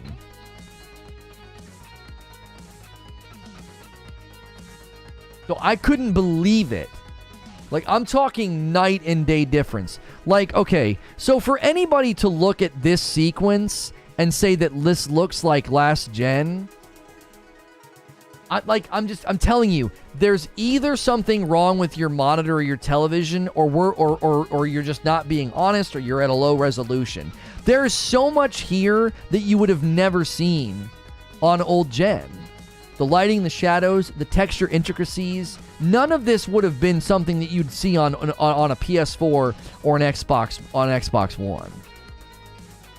Like, you just wouldn't. Which Hisense? I got the 50-inch. They had a 55-inch for $20 more, and I'm glad they didn't have. I'm glad they didn't have it, because it would have been too big. I'm glad that we got the 50-inch. It literally fits perfectly. 55 would have been too big next to my already existing TV. Now, somebody's saying it looks good when you pause it. That could be YouTube compression messing around with image quality. For sure. For sure. I'm watching it on YouTube. You're watching me on YouTube. So you're watching like a stream of a video, right? So sure. It's quite possible that, you know, YouTube and the way that we're getting this information and this footage to you is just not doing it justice. Wait, you can lose weight, have enough coffee, and a TV can be too big? Yes, Zubair. These are things that can happen. When you're looking at stuff that's not native, it's going to look downgraded. It's not going to come through on the stream like the real thing. Well, and the thing that's funny to me is we watch plenty of YouTube videos and people don't get this picky. That's only with this game where people are like, I don't know, man. Looks dated. It's like, you'll sit here and watch Gamescom and Summer Game Fest with me and get all excited about certain titles. So I'm not really going to let people off the hook and be like, oh, it's because if it's a stream of a stream. No, I think people have an agenda. I do.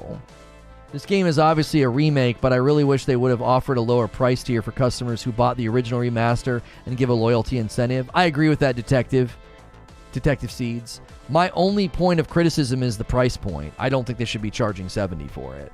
I think they just equipped people to have what I think is an actual valid criticism. I think it's valid to be like, look, man, God of War Ragnarok's coming out in November for $70. What on earth makes you think this game is equal to that? You know? What on earth makes you think it's equal to that? That's because it's the same game. If it's a remake, we should expect 2022 standards. Yeah, and they've outlined in multiple videos and blogs that they're hitting 2022 standards. You just ignore those things because you have an agenda.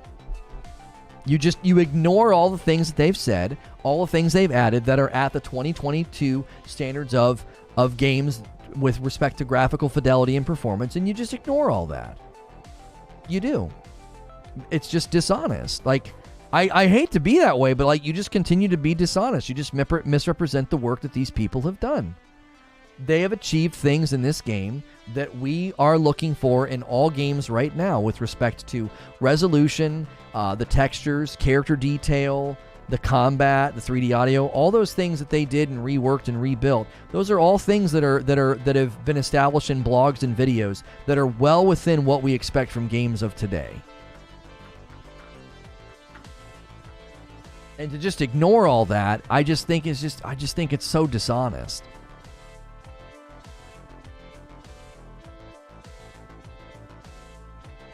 Eugene says, everyone should legit be Googling their monitor and TV for their PS5 or Xbox best settings. If you're not doing that and adjusting, you're losing out. You also need to make sure you have the correct HDMI port. Does it look as good as Horizon? I actually think the character design has parity with, yes, Horizon. When they've shown the cutscenes and the characters up close, and they've shown the character design, yes. The character design in this game is 100% I think they have a design parity with Horizon. It's also not an open world game, but I would say the grass and the sunlight and the sky and the things that they've shown in the world, I believe has graphical fidelity parity with Horizon Forbidden West, yes. But it's not an open world game. So like you can't, it's not as easy to compare, but the areas where I can compare, 100%, yeah. The character design in this is phenomenal.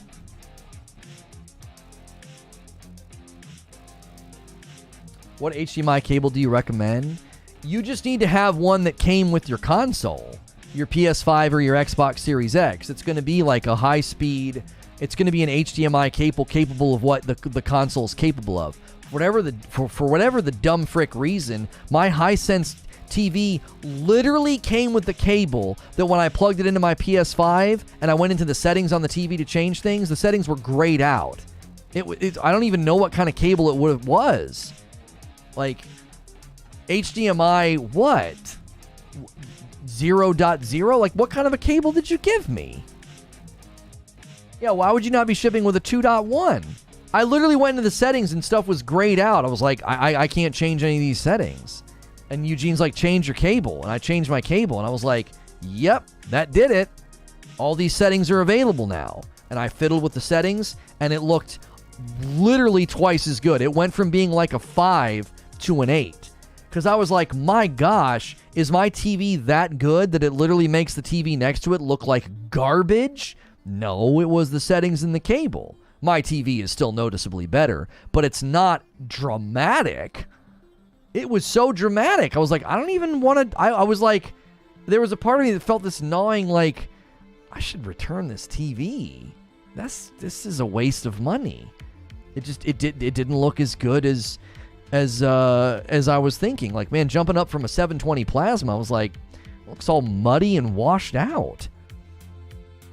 The consoles come with an HDMI 2.1. Only reason you need a different one is if you need a longer one or you're passing through something, so you need 2 cables. Yeah, HDMI 2.1 is what you're looking for then. Yeah.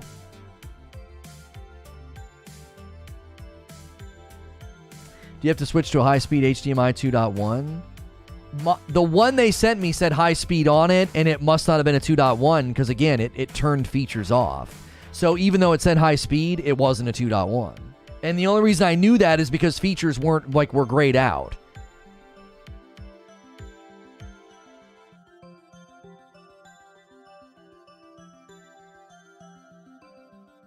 HDMI 1.4. Most TV manufacturers are only expecting you to run a cable box or a Blu-ray player.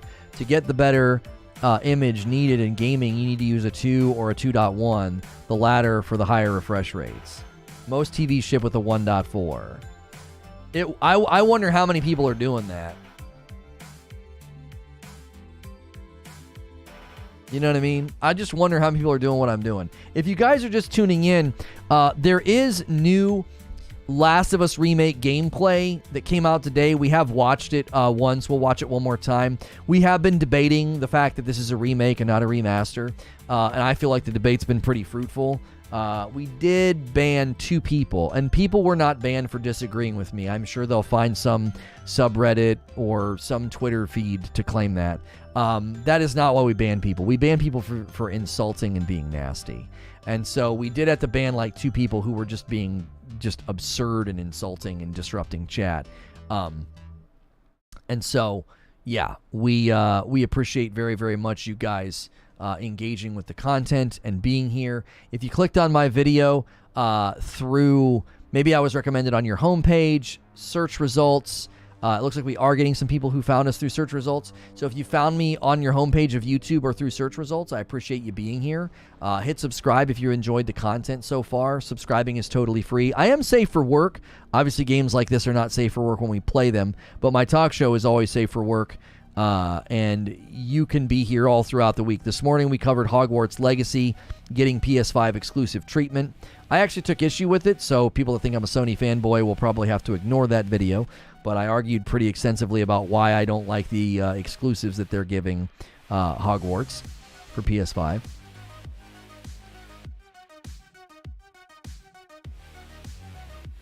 I'm on the same page as you. Until recently, I didn't realize there was such a massive difference between HDMI cables these days. I was so glad that Eugene said something, because we would have spent the rest of the night kind of feeling pretty disappointed, you know? Like, I was really glad. Like, had he not said anything, I would have just been like, well, yeah, I mean, the TV they got me is just bonkers good, you know? The part right there where he shoots the arrow, maybe he's just playing on lower setting, but the AI seems like the original Last of Us. Well, here's the thing, Spider Brother. They didn't rework the AI so that it felt like a game like a completely different game. They're still going to be faithful to how certain instances played out.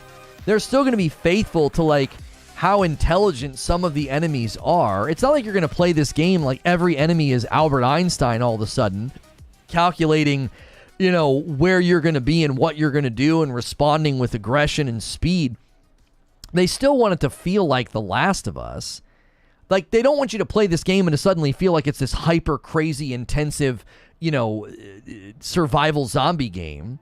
It still needs to be faithful to the intensity and the feel of combat from the previous game. So while they reworked the AI systems, you're not going to play this game and suddenly feel like, oh wow, this doesn't even feel like the first game. No, I think it will. I think there'll be elements of the combat that make you say, oh, that was very different. I didn't expect that. You know what I mean? I think in general, that's a pretty common maybe misconception about the fact that they reworked the AI systems. We'd be live streaming this game. We'll play it on the launch date, but that'll probably be the end of it. It just brings out a lot of, I don't know. People weren't even particularly nasty today. It just is exhausting.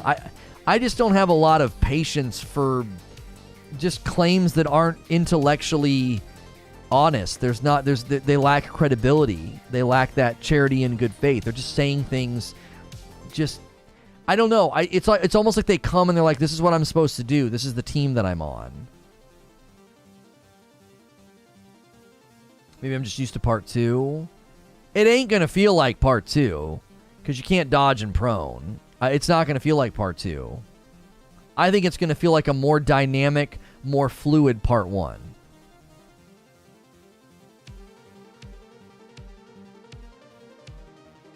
There's no prone because there's no high grass in the game to hide.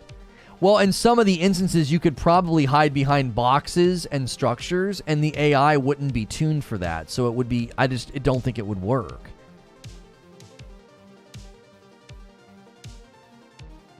People would have roasted this game for whatever they did with it. If they added prone, we wouldn't hear the end of this isn't like the original.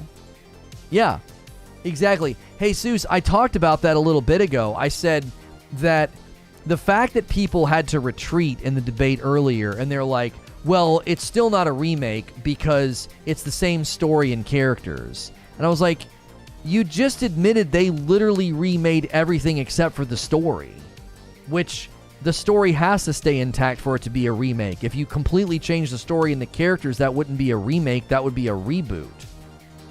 Or, like, you know what I'm saying? Like, that's not what a remake is. A reboot is when they're like, hey, you know, it's different characters, or it's the same characters like in Star Trek, but that we've completely rebooted the timeline.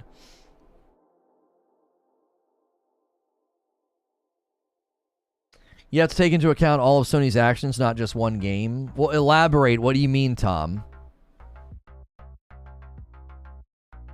The naming of these cables has gotten out of hand. Yeah. So you got 1.4 limited to 30, 2.0 limited to 60 hertz, but no HDR. I think they gave me a 2.0 because I had 60 hertz, Murph. They must have given me a 2.0 because I couldn't turn on HDR. So it couldn't have been a 1.4 because when I booted up my PlayStation, it was at 60 hertz. It said so on the screen, like on the TV screen, it said so. And I would have noticed immediately if it was 30 FPS. I'd been like, what the frick is going on? So they must have sent me a 2.0, and I needed a 2.1 or a newer 2.0 that allows for the HDR. So it's super confusing. You guys are going to make Gritter come in here with full-blown flowcharts and an interactive presentation if you keep talking TVs. Man, I'm so grateful for Gritter, though.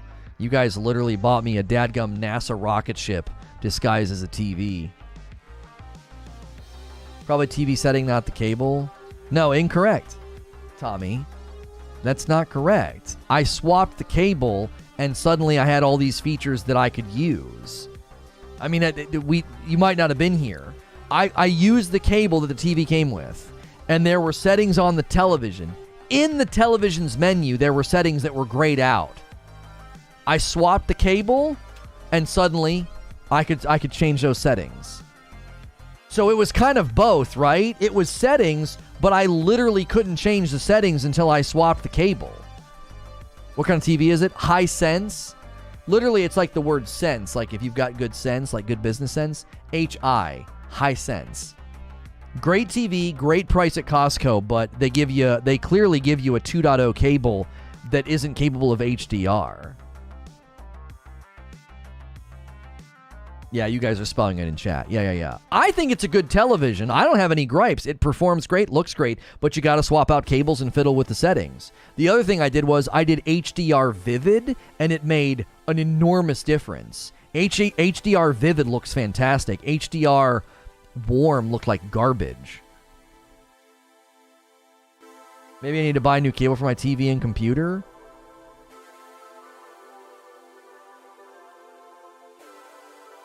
He is right. I had this issue on my UST laser TV too. What TV is the NASA rocket ship? Did we create a command? I can't remember if we created a command because I could never remember the title of it. Q390A Samsung or something frickin' crazy. It's just a bonkers television. I have yet to go anywhere and see a television that I think looks better. It's just insane. It was a Sony? No, it's a Samsung. Isn't it? This Samsung Q390A or something, I thought. The QLED, I got the OLED. LG, it's great. Warm is considered the proper setting for natural color. Yeah, and it looked terrible for video games. Q is a Samsung code. I thought we made a command because I could never frickin' remember it.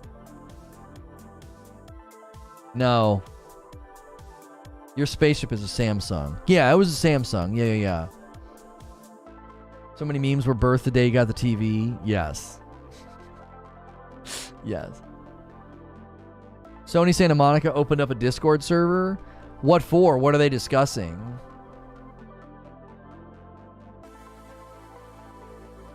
Man, we just... So weird. Shoot out of a rocket on these. I have the LG CX OLED as well. I'm deciding on a new OLED TV soon. Might go with the Sony one. Bravia was it until we raised enough. Lono, we made a command, but I think it's on the other channel. All right, hang on.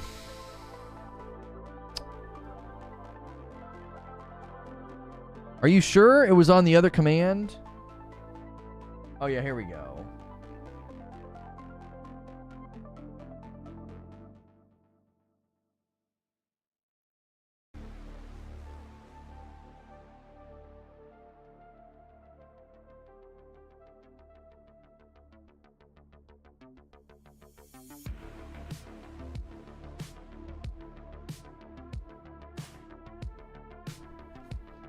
QN90A. Samsung QN90A. Congrats to those who managed to solve our riddle. Mimir would be impressed. In case you missed it, we've just launched our brand new official Santa Monica Studio Discord server. Okay. Have you seen the new ultra flat TVs that are a couple of millimeters thick? Your house, all the hardware somewhere else, you just run a cable to the screen. It's nuts.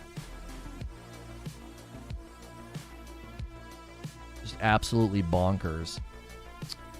For whatever reason, this topic, I did not expect this. This topic, we've run out of gas. How much does a company have to get you to buy a remake or a remaster of an old game? Let's make that the final discussion question. How much does a company have to do to get you to buy a remake or a remastered old game? Like, what's the threshold? What do you say, yep, they've done enough, I'm buying? Ignore price. Ignore price. Like, let's just say price. We're not talking price. We're talking level of change and improvement. Like, what are you looking for when you hear the word remaster or remake?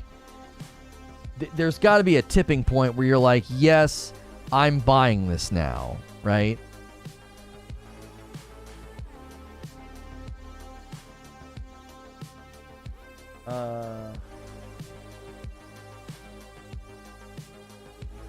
Oh, like someone mentioned me in gaming news. I was like, why? Depends on the game. If it's one that I loved, a graphical remaster will suck me in. Depends on the game. Last of Us is a masterpiece. That's good enough for me, says Tommy. For me, it has to jump at least 2 generations, like 360 to the Series X or beyond, says Tony. New characters, new content, and new areas to explore. So, Mick D09, you want them to literally create new content in the game. Okay. New levels. My expectations, remaster, make prettier. So if it's just a remaster, it should be prettier. Remake, same story, but with different beats and looks prettier. Different beats. Stability, frame rate, new features such as adaptive triggers. Is modern accessibility enough to justify remakes in your opinion? I'm okay with for preservation's sake, but you know. So modern accessibility to justify remake. I would say modern accessibility would justify a remaster or a port, because a port with a couple of tweaks would be like a remaster light, right? I think I could get behind that, but I don't think you'd want to be like, hey, we want to make sure and preserve all these games for modern accessibility. Let's make it a remake. Only game I paid for more than once was GTA 5. That's because I went from the 360 to the 1X. I'm not paying for the same game for any other reason. See, I remember when I bought The Lord of the Rings on DVD and then later on bought The Lord of the Rings on Blu-ray. And I just think certain things you justify it because you're like, this is going to be worth it. This is going to have all of the things that come with Blu-ray and all of the extended prettiness and awesomeness. Sometimes I wonder with how rigid people can be about, different things. Is it driven by like you got burned in the past, or is it like an actual ideal that you consistently live by in every sense of the application of it? Do you apply this everywhere? Are you this rigid with your money, with your spending, with your patronage, with your support?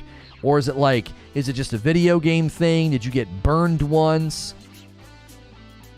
You know what I mean? I feel like some people get really, really rigid and really hardcore on this stuff. And I'm always curious, where that comes from.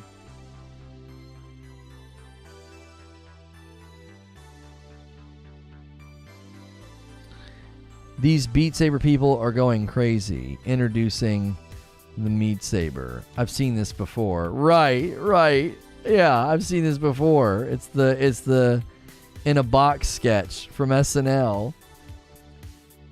Distorted Sama has an answer for me. He says, I think remaster is visuals. I think a remake needs to be taking new artistic direction with it. New mechanics, maybe new content, quests or direction, maybe new abilities or actions. Definitely new animations. Yeah. So it can't just be some pretty uptick. Yeah. Lono be like, who hurt you? It kind of starts to feel that way. It's like, what happened? Remakes are only a thing of the last few years. I have no idea why it's become acceptable. I can try to explain it to you. I'll tell you. It's in the same lane as why Sony developers were always begging Sony to let them bring their games to PC. It's in that same vein, brother. The developers, this is what kills me about this. This is one of the reasons I get pretty ramped about this.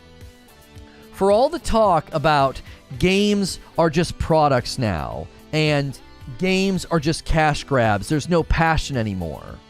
And then when a game company says, holy moly, look at what we can do now. Look at what we can do on these systems.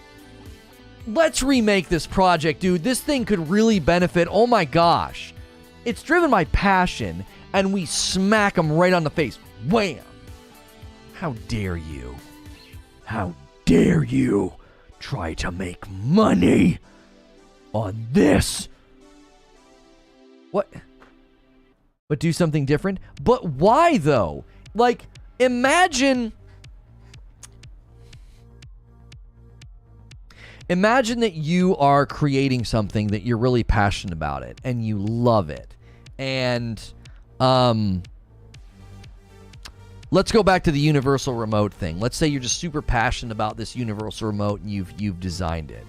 And then, 10 years goes by and you're still selling it and you still have people that love it and you're really passionate about it. But then this new peripheral comes out that enables you to be able to do integrated batteries that last way longer, an LED screen, all this new modern stuff. Production costs would stay about the same, but you got to do a lot of research and development, and you got to put a lot into it, and you send it out, and you promote it to people. It's your Universal Remote 2.0, and you're thrilled because technology's advanced. There's things that you can do now with just the buttons and the face of it that you never could have done 10 years ago. Nobody would look at you and be like, you greedy, scummy, cash grabby piece of trash. What? No. Wrong analogy. It's just a remote control with another color. Disingenuous false equivalency with no intellectual credibility. No. If this thing could suddenly have all the new technological amenities that I just outlined, that's akin to what they're doing with these games. We can rebuild the AI systems. We can do things with character animations. We can do things with the textures. We can do things with dynamic damage to cars. We can do things with the way that the combat flows and how it feels, lighting, and how characters act and react to things. We can completely redo this game and make it look like a modern game, make it feel like a modern game. Like, why they want to do that? It's really not. Okay, restating your case doesn't argue. Like, I've just argued all the reasons why your analogy is not it's a false equivalency. We can do, but they didn't. Okay, you can just join the Club of Liars, Potato. Plenty of people have come in here today and tried to lie, and they'll try to lie and they get nowhere. There are plenty of blogs and videos substantiating the amount of work in this title. If you're going to reduce it to saying it's just prettier, I have zero respect for your position because it's intellectually dishonest and you're not being truthful. Just zero respect. Like, why would I bother interacting with somebody who's just going to lie? Like, what's the point? It's just a different color. It's just prettier. Cool. You're a liar. Next. Like, we've been done through that, sir. It's a weak, intellectually dishonest argument. There's no substance to it. It's just this bland, boring assertion. Disagreeing is lying? No, making false claims is lying. Try to get it right. Do you think most people overlook the improvements like 3D audio because for most people, those are almost predictable? Like, for the casual gamer with casual hardware? Well, yes and no. Here's my problem with it, King Arthur, right? Now the dislikes make more sense. See ya? Cool, don't come back. Here's the thing, King Arthur. When you put out multiple videos and blog posts outlining all of the things that you've done, and people are like, it just looks prettier, it's just a remaster. You see what I'm saying? Like, I don't really care if people are like, well, the 3D audio is predictable, or this is predictable, or that. They don't even list those things. They just lie.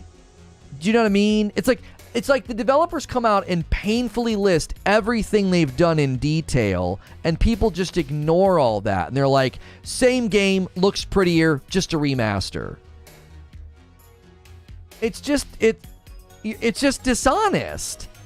It's not a representation. It's not, and look at what they do. They just assert falsehoods. When you call them on the falsehood, instead of defending their position, because they can't, they just bow out, or they get a little jab or an insult in. It's like they're all playing by the same playbook. They're like, all right, you guys ready? Yes. I am ready to go in and argue why this is a remaster. You ready? All right. First thing you're going to say that it just looks better. It's just prettier. Next, say it's the same story and the same characters. Okay. Now, when they point out all of the things that they've done, all of the vast improvements in the completely rebuilt systems, the combat changes, animation changes, AI changes, the flow of the game changes, the look of the game, the rebuilt atmosphere, the rebuilt adequate things that you're going to sit on a car and it's going to move, and the actual assets and how they interact. You need to ignore all that because that's not good for our position. So pretend they didn't say any of that and then go back to number one. So they're going to outline the litany of things they've rebuilt and restructured in the game. And what you need to do is ignore all that and go back to point one and just say, it's just prettier, it's just the same story. Don't try to refute or engage or have dialogue. Just repeat points 1 and 2. And then, if all else fails, point number 3, last-ditch effort Hail Mary, insult the streamer and bow out. Like, they all follow the same playbook. You do the same thing every time. You come in, trot out the same 2 dumb, ignorant talking points. When those get smacked down, instead of engaging with the laundry list of things they've updated and changed, just repeat points 1 and 2. And when you realize your argument has zero substance and is intellectually dishonest, tuck tail and run and insult the streamer. Yeah, for good measure, maybe throw in saying it's a cash grab.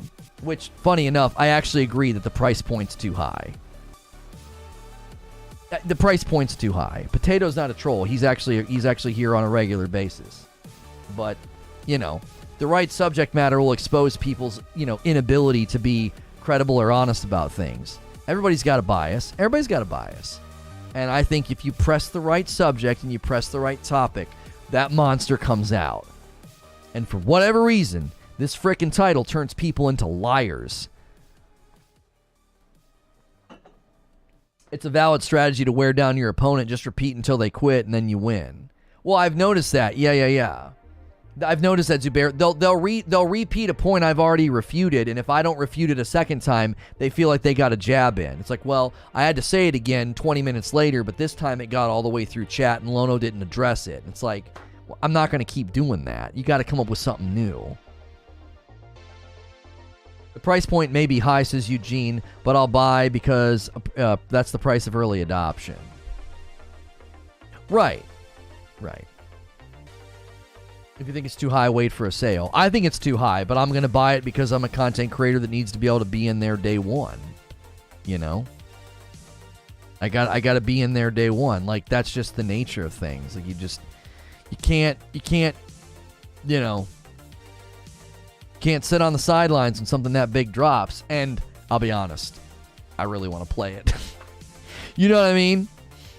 I really, really want to play it. I played the original super duper long time ago. So to me, it's going to be like a huge uptick in everything for me.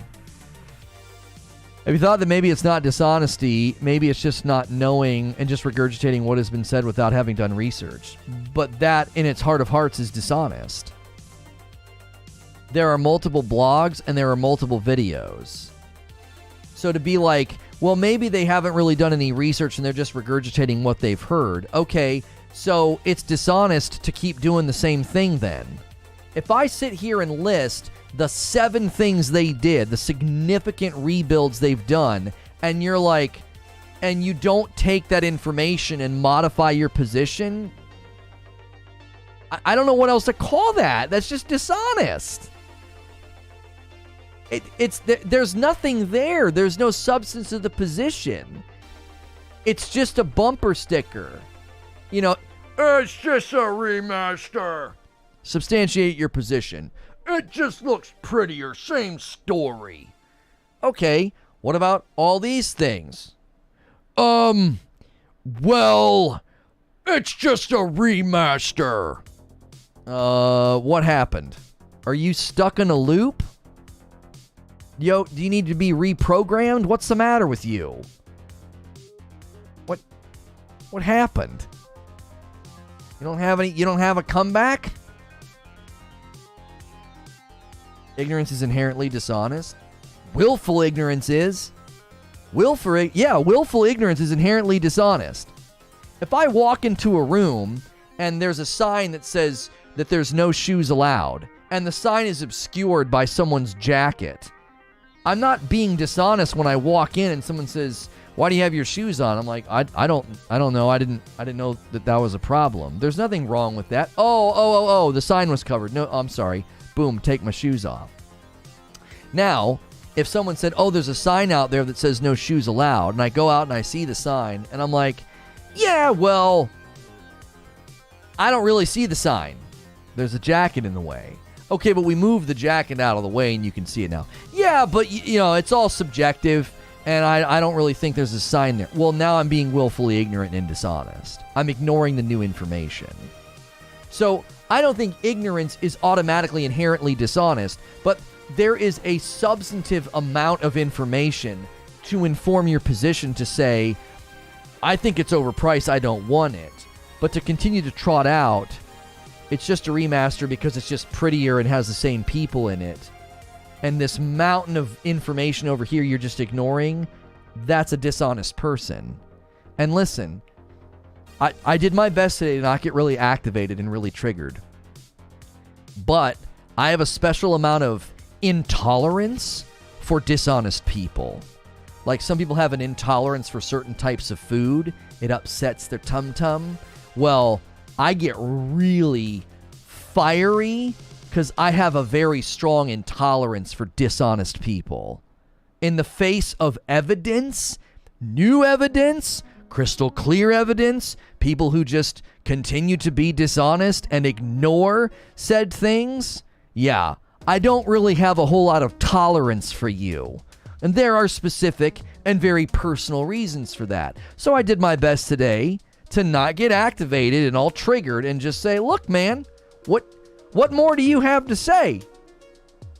Respond to all the work that they've done. Respond to the massive gameplay differences and substantial changes they've made. Respond to it. Respond to it. Or just keep trotting out the same two talking points, ignoring everything they've said, and ignoring all the evidence of the work that they've done. You know, I think my only regret is maybe I shouldn't be calling people liars. I should say that position's dishonest. Attack the position and not the person. But it's really hard when someone keeps trotting out the same dishonest talking points, not be like, you're just a liar. You're just in here lying to people. You're saying things that aren't true. You can disagree about the price point. You can disagree about the value and be like, I don't think it's worth it. That's fine. That's subjective. But making claims about the actual items themselves that aren't true, I don't have any tolerance for. Left Behind is included with the purchase of the remaster, so I don't think 70's too high because you're just paying for the game and the DLC. The DLC was $15. I still think there's a natural value degradation over time of games that are older, even when they've been remastered, even when they've been bundled together. We've seen this with many other games when all of a sudden you can buy the bundle years after the game has been out and the price is reduced and you get in the game for like, $40 with everything included and bundled in. We saw this with a game that I used to cover. I don't think that substantiates a $70 price point. It's a good try. Barrier. But I think there's a natural value degradation 10 years later. And I don't think the remake justifies saying, oh, this is equal to Ragnarok. That's my issue with it. I think it creates a weird market consumer conflation of like, wait a minute, you're saying this is equal to Ragnarok? Well, no, every game is different. No, it's a remake. Price it at 50 or 60 for frick's sake. Have those been remastered? Oh, I don't know if that weakens my point. I think it's substantiated in the market that as games get older and then bundled with content, the price still goes down. Right? I get what you're saying. They've not been remade. It's like when a game is 2 years old and they sell it at a discount bundled with all the DLC, your question would say, well, have they been remade? No. My question to you would be, since the market clearly shows a value degradation, therefore a price reduction as well as the bundle, what makes that bundle worth $70 just because it's gone through Remakeville? Like, you know what I mean? I struggle with that. I'm like, I just don't know. It's like you use existing assets and content that was already built. You had all these great storylines. You rebuilt all that stuff. Great, awesome. Oh, and you bundled together. That's freaking dope. 50 to 60 would have made perfectly good sense to me. It needs to be lower on the hierarchy than God of War Ragnarok and Forbidden West. It just, to me, my opinion as a consumer is that should not be equal to those two titles because it isn't.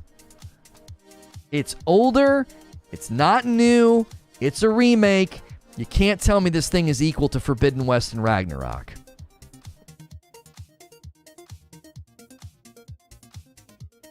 I feel problematic to call people liars. I think better to say the position doesn't hold water. I think you need to give your head a wobble.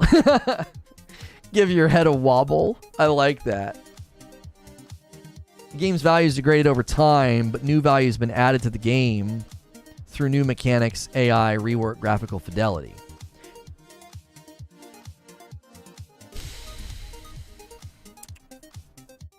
I don't disagree with what you're saying because it's logically consistent. To say that, well, let's say the game's devalued over time. So if you were to buy the game bundled right now, it'd be $30 to $40. And since we've completely remade it, it stands to reason that adds another $30 to $40 of value because there's good reason to completely replay all of the content. We've completely re-injected value and worth into all those pieces, therefore, subsequently almost doubling the value because you get to play through it again. It's logically consistent. I just don't agree with it because I think the market should have a hierarchy of difference between a brand new title like Ragnarok and Forbidden West that have been in existence for a very, very long time and something like this. So I think your position is logically consistent, Camille, and someone could make a compelling argument to say, no, this is worth $70.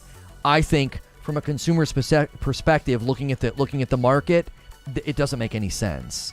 It seems strange. The hierarchy should be well in place. Why is this $50? Why is this $60 and not 70? Well, because it's not a brand new game. Ragnarok's a brand new game. Forbidden West is a brand new game. They're bigger games. Size of game doesn't necessarily determine that cost, but by that logic, Demon's Souls Remake shouldn't have been 70 either. Agreed. Yeah, no, should have been 60. I just think that just creates a good logical harmony in your hierarchy of your storefront. Remakes are 60, brand new big next-gen mainstay titles are 70. That just makes sense to my brain. I don't know what bias is there leading me to say that, but that just seems logical and consistent. It's a remake. It's 60. This is a brand new title. It's 70. Like, it just creates a hierarchy.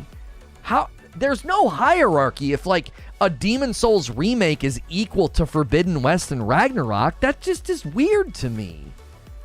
There's substantive differences in size and inherent weaknesses in that title. Some of it's clunky, some of it's redundant.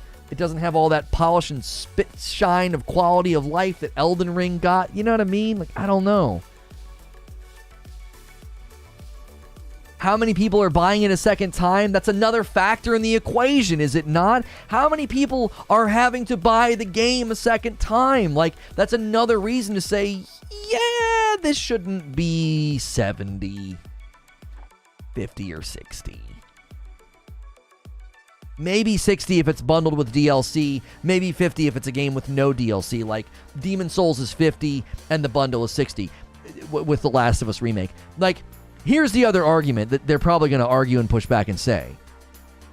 Value perception is incredibly important. And putting these games out there at that full 70 really, really shows the value, the work, and the quality that you're getting. It's subjective to the user, and the user sees that 70 and thinks, that thing must be amazing. And Demon's Souls is quite amazing. If it was at 50, people might say, that sounds like they don't really think it's that good. It sounds like it's coming out at a discount. There could be market research to substantiate what I just said, that like people look at it and say, 50? What the frick is wrong with it? Why is it like coming out at a discount? People look at the 70 and they're like, that's ballsy. Must be pretty good. You know, how many people aren't plugged into the YouTube, Twitter world, Reddit world that are like, and they just open up the storefront and they're like, well, that game's got to be awesome. I'm buying it. Pricing and value. The reason I didn't want to spend a ton of time on the price of it is because it's so subjective to the user and the consumer. I didn't want to talk about that. I wanted to spearhead head on the idea that people, it's just a remaster. It's like, shut up. It's not a credible position. Shut up. It's not subjective. It's not factual. It's wrong. It's false. That's what I wanted to debate. And I feel like we did a pretty good job for the first hour of the show just doing that. That's why I didn't want to spend too much time on the price.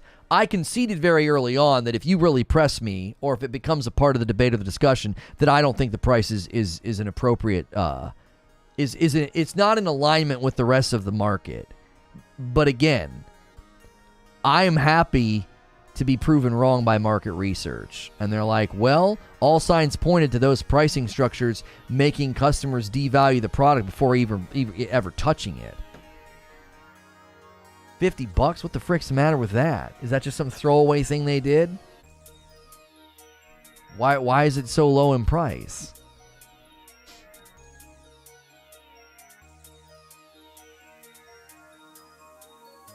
Yeah, Mario, that's a whole nother discussion that I'm willing to have. The price of $70 is low comparatively, right? Every 5 years, if games still stay at the $60 to $70 price point, every 5 years you can literally measure it with inflation, and we're actually paying less for games than we ever have. The size and substance of games and the price of entrance into games is an absolute bargain and a steal compared to what we paid for cartridges back in the day. You were paying around $100 and $120 back in the day, according to inflation, for games that were much shorter and much less substantive than what we play now. Like, I've always agreed and conceded to that. It's just a giant distraction in a discussion, in a debate about whether or not The Last of Us Remake is a remake or not. We are paying more? No, that's not true. No. The per-game price is lower according to inflation. This is a fact. This is not opinion. This is an economic reality. This isn't something you can... I disagree. It's a fact, so cool. It's a fact. You pay less to get into a game right now than you did when we bought Nintendo cartridges, Super Nintendo cartridges, and Nintendo 64 cartridges.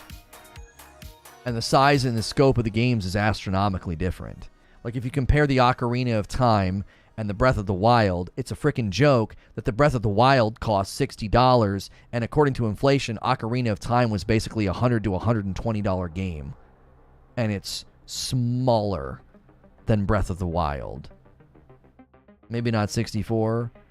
Even then, you were spending about $100 according to inflation. You were spending about $100 for those cartridges. Ocarina of Time is measurably smaller. Like, you could just argue the pure math of it. It's just measurably smaller. Not as much substance, not as much playtime, not as much depth. No way. I can beat Zelda in less than 20 minutes. 20 minutes is a tutorial mission now. Right. Hyperbolic, but represents a reality. Agree with the point of whether or not it is a remake, but I disagree that the price point's problematic. I think $70 is the new price point for games on the PS5. I don't see that changing. I'm actually fine with that, Corey. I've argued that that price point is totally fine. And I think the economic... No, not economic. I think the consumer ecosystem on the PlayStation will support it. But I also think they're running the risk of being a little bold. I'll use this word. Maybe they're being a little greedy. Not in the sense of like immoral greed, but maybe they're being a little greedy by being like, yeah, remakes are $70 as well. As much as I defend Sony and the things that they do, when I think it's warranted, not because I'm a fanboy, as I criticized the Hogwarts Legacy exclusives this morning, and as I've criticized the price point of The Last of Us Remake, like, I praise where I think it's praiseworthy, and I criticize where I think it's worthy of criticism. As much as I defend them, I just think it makes more sense to look at your... Look, think of it this way. Think of it this way. Let me say this a completely different way. What does that say about Horizon Forbidden West and God of War Ragnarok, that a 10-year-old remade game is equal to them in price point? This is why you need a hierarchy. I think a price point hierarchy also is fair and just to your brand new, super bold titles that are coming out, that are trying to do all the new awesome stuff. Think about when Spider-Man 2 and Wolverine comes out, homie, and they're PS5 only. Come on, man. I think it says something when 10-year-old, really old games get remade and they're at the same price as those games. I think that communicates something. I don't think that's a just treatment of your brand new property. The hierarchy makes more sense in my mind. This is my opinion. Their market research probably stipulates otherwise. A $5 tip from Zakari Kindle. Where do microtransactions fit in what we pay for games currently? So, Zakari, the difficulty with that question, and it's actually an excellent question, because I think what you're trying to say is, without saying it is, we do maybe pay less on the entrance to get in, but then there's all these little fees. It's like when you pay $10 to get into the fair, and then it's like $5 to get on each ride, right? They're nickel and diming you, okay? I think there's a presence of that in certain games, but overwhelmingly, I think the majority of the games in the market are sold at a lower entrance cost, and the voluntarily volitional spending of microtransactions has no bearing on that market and economic reality. Especially when you consider you can play a game like Fortnite or Multiverses for $0. If you went back in time and you showed somebody Multiverses who had just bought and, just had purchased Street Fighter or Killer Instinct, and you're like, yeah, this game's free. I could pay I could pay money here and there to unlock other characters, but yeah, this game is free. It'd have blown people's minds Fortnite, free. And the only way to, and the only thing you can spend money on is totally volitional, non-game impacting, non-necessary purchases of, cosmetics. And even if you look at the minimum spending that you can spend in Fortnite to get a battle pass and to get cosmetics from it, actually enhances gameplay, gives you a reason to log in, and gives you all those cosmetics. If you take that amount of money and you spread it out of the amount of hours that you could plug into Fortnite on a seasonal basis, it's just absolute pennies on the hours. It's insane. The value transmission is freaking bonkers. It's bonkers. There is no other form. This is something that I think gets so lost in gaming. There is no other form of digital entertainment right now where you can spend such a small amount of money and have such an unlimited amount of experiences and entertainment and fun. It's unlimited. I love Fortnite. Oh, do you? Do you buy the Battle Pass? Yes. How often do you play? Every night. And does that cost you anything? Well, no, I pay for the internet, but I mean, that's not really attached to Fortnite, right? I pay for the internet for my entire house. So what else do you have to pay to do that? Nothing. What do you mean nothing? Yeah, nothing. I spend $15 on the Battle Pass, and yeah, that's good for 3 months. It's $5 a month. It's freaking pennies on the hour. It's probably not even pennies on the hour. It's probably less than pennies on the hour. It's probably percentages of pennies on the hour. It's remarkable. Now, that's not true of every game. But if you're frugal and you're smart and you are a smart gamer consumer, homie, you can game and you will find nothing in the realm of digital entertainment where you can get this amount of return for the amount of money that you put in. Unless the only thing you could probably compare it to are like, Disney Plus, Hulu, and Netflix. If you watch everything they've got. And the problem there is that's $15 a month for Netflix, and there's probably only a handful of shows you're going to enjoy as much as you do a video game at length. So even then, there's going to be a value degradation. You're going to be watching shows and movies that you're less interested in. You're just doing it for the sheer fact of I want to get more hours for my dollars. If you're voluntarily playing games for hours and hours and hours and hours and hours every month, I mean, you're not forcing that to squeeze the value out. You genuinely enjoy the game. Only in gaming do we let a Lamborghini is $250,000. You're going to pay that $250,000 for the car. I just don't understand. I'm not sure what you're trying to say, Jay Wright. I put 200 hours into the cycle and I haven't paid a dime. You see what I'm saying? Wild man, that's right. You use the right word. That's insane. That's insane. You can literally just find a free-to-play game and just dump hours and hours and hours into it. It's bonkers. There's almost nothing else like that. I might argue music subscription services, but it would not be an easy argument. Even that argument would be like, here is another option that's very economically incredible with return of what you pay. I don't think you could make the argument very well, because you could probably argue the brain science of how much more a game engages you than music, and how much more repetition of music has diminishing returns, and how much more difficult it is to have music that hits at the level of video games. I think you'd have a hard time doing it. Even if you successfully argued it, you'd really just be arguing that there's two forms of digital entertainment that are this insane: video games and music. It would still be kind of supporting my point, right? That there's almost nowhere you can go in the realm of entertainment and get the return that we get. Teeny amount of money out, just insane amounts of possibilities and experiences coming out of what you put in. I'm saying people complain about the price for games too much. If you don't want to pay, then don't play. Gaming is a hobby. Anything you want in life costs money. You're making it, you have to pay that fee. Oh, I understand what you're saying now. If you want the Lamborghini, you pay for the Lamborghini. Got it. Something that isn't considered. Back in the day, the tail for sales was very small and short. You made most of your money the first month, but with microtransactions, the tail's a very different landscape now. Sure, and that's probably one of the reasons why they're okay with letting people in the door for a small amount of money. Because they want to get you in so they can make the money elsewhere potentially. It's smart.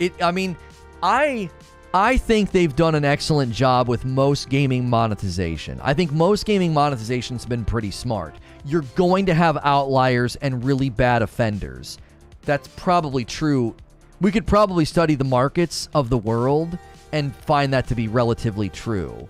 That, most of the companies and employees and people running the businesses, they're doing a great job. And then there's always those bad actors, right? You're going to have the pay-to-win games. You're going to have the very, very predatory mobile spending games. Sure. But when you look at the lion's share of the market, most people with their micro spending aren't doing that because it would fold in on itself. I even think that the pay-to-win spending and the predatory spending on the mobile environment, I still think there's equilibrium there. I do. I think there's equilibrium there because you can only have so many games trying to do that. You understand? There's only so many games that can get away with that. If you do too many games, you're going to run into like almost an oversaturated market. Does that make sense? It's like if every single person's doing it, you're going to have an issue.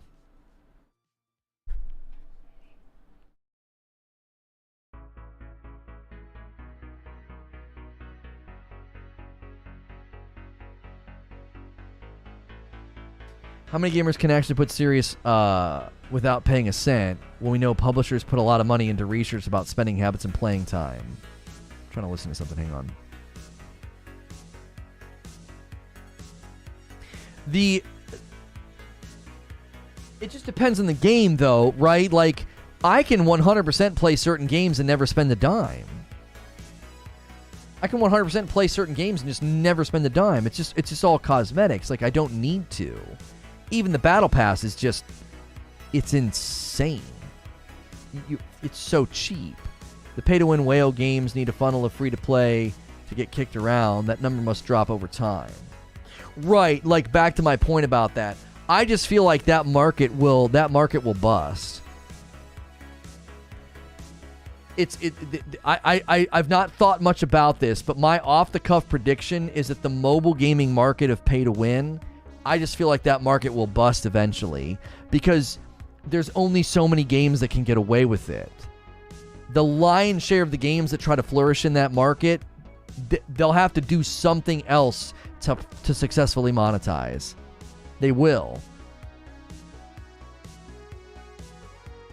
It's just, I feel like if every single person's trying to jump into the mobile market doing pay to win, I think what happens is it's almost like it's like overfishing the ocean, right? You're going to run out of whales.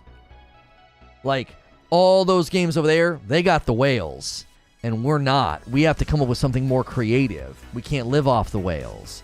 We have to have more reasonable microtransactions that are dealt with and engaged with maybe more rhythmically, maybe more predictably. But, like, again, I could be wrong about this, but my gut instinct is that you're 100% going to overfish that ocean, and eventually just going to run out of whales. You'll have to monetize more creatively. I think it'll take a while because that market's still booming, but I think there's always a breaking point where the bottom will fall out.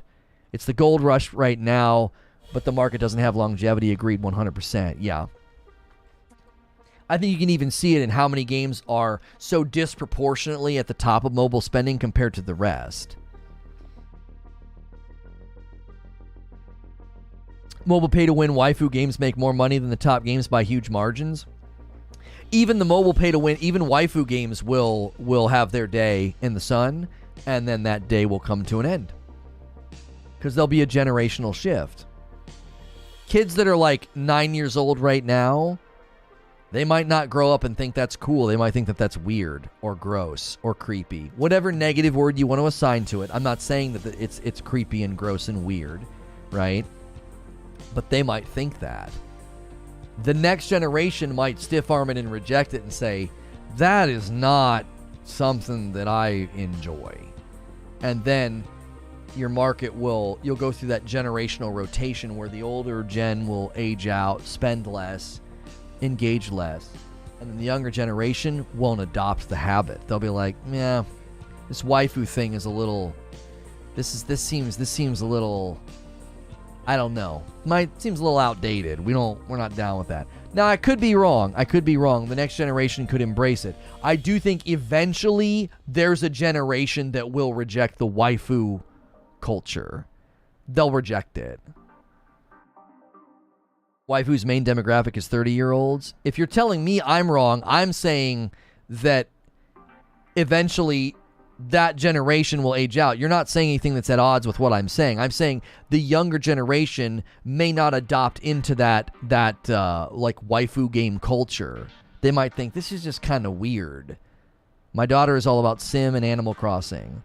I think Sim games already have a huge draw, but I do wonder if that's the next boon is metaverse VR sim games. Like they want to experience like a simulated reality where like they're decorating their house and clothes and all this stuff. Like they want to live like almost like an alternate life. I feel like that still hasn't really completely hit its fever pitch of explosion yet, and that might be the next wave. I mean, using the word overpriced because that insinuates people were overpaid. I have a problem using the word overpriced. Yeah. Like the whole like Sony overcharges people. I'm like, you haven't been able to demonstrate that in the market. You haven't been able to demonstrate that in the market because they have pricing parity with the market. Second Life offered that years ago. Right, that's what I mean, Nightsings. That's what I was saying. Like, I don't think it's quite hit its full footing yet. I think it needs something else. And I think the VR Ready Player One thing is still coming. Full-on tech integration into these digital experiences. I don't think that's been fully hit yet. I don't know. I don't think it will be my kids. I think it'll be their kids. I think my grandchildren will play games in that way, and they'll desire a fully integrated simulated experience. That you sit in a chair and wear you wear the thing, and you even probably attach things to measure pulse, heart rate. Pulse and heart rate are the same thing. I'm an idiot, but they measure all those things. And make you feel certain things. I think my grandchildren will that'll be one of their primary means of engaging with games. I don't think my children will. I think my children will get old, and then that will be like the next big wave. I think my children will primarily play video games the same way that I'm doing so right now. Just because the market's moving fast, but it ain't moving that fast. Like my kids are 6 and 8. So you got to figure when they're having grandchildren, that's in, what is that? So let's round my daughter up to 10. That's in roughly 10 or 12 years that they have an infant. And then those kids are playing a game in another 10 years or so. So that's roughly 20 years from now. Full Sim VR is a good 10 or 20 years out. 20 years. Yeah, well, that lines up with what I'm saying. Because by the time my grandchildren are old enough to really engage in video games, that's 20 years out or more. Even then, that feels really fast for Ready Player One to be the standard. Your grandchildren will be watching a Samsung QN90A and still think it looks good? Maybe. They'll be like, Grandpa, why do you have a physical television? Where's your projector? Where's your projector bar, Grandpa? What is this?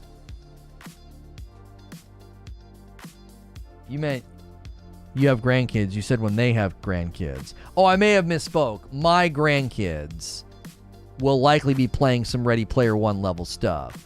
Now, my children's grandchildren, yeah, I could see that because that's 20, 10, 30, 40. That's 40 or 50 years. I think 40 or 50 years, sure. That'll be just totally normal. You'll just go into somebody's home and they'll just have a Ready Player One style chair. 40 or 50 years, yeah. That'll be totally normal. My grandchildren, it'll start to get its foothold. My great-grandchildren, oh yeah. There'll be a chair, that'll be normal. That'll be as normal as a console in the home. Some sort of interactive chair that you sit in. You think they'll have video games on the rafts that we live on in the future as we live on Waterworld?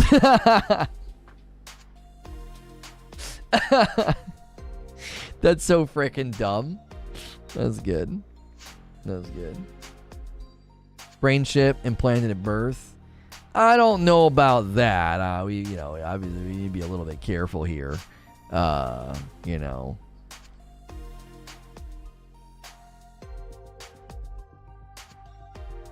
Somebody just sent me this video. This person put a bunch of Starburst in a coffee machine, and then they filled it with tequila, and then they filled the coffee pot with ice, limes, oranges, and then they're brewing.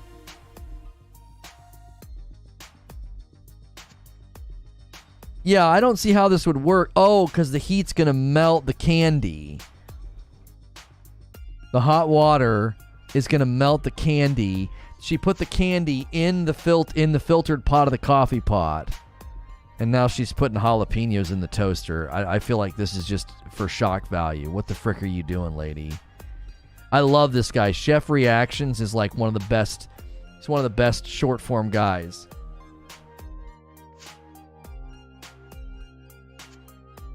Okay, so she's rimmed and she's salting the cup now. What the blank is wrong with coffee? I don't care about the peppers. I want to see her actually pour the tequila from the coffee pot. I want to see what color it is.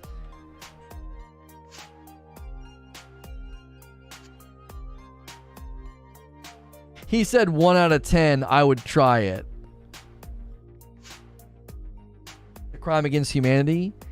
It was orange. Are we members only yet? No. I'm holding on for just a teeny bit, Eugene. She was sugaring the rim. I thought she salted the rim because it was a sweet tequila. So what she did is she took Starburst candy and she poured it in where the coffee filter goes, and then she poured tequila into the back of the coffee maker and she turned it on. So the tequila gets heated up and goes over the candy, essentially melts down the candy and takes all the flavor out of the candy and infuses it into the tequila. The coffee pot had ice, limes, and oranges in it, so it comes out hot and it probably melts the crap out of the ice and brings it down to a cooler temperature. And I'm thinking to myself, listen, I'm tempted to buy a throwaway coffee pot just to frickin' try this. Wouldn't the alcohol burn off during the brew cycle? I couldn't tell because chat's only members. Yeah, it is. It is. Yeah. Yeah, I wonder... It doesn't... But a coffee pot doesn't bring the water to a boil. It just heats it up, doesn't it? It's not boiling. At what temperature does the alcohol leave the liquid?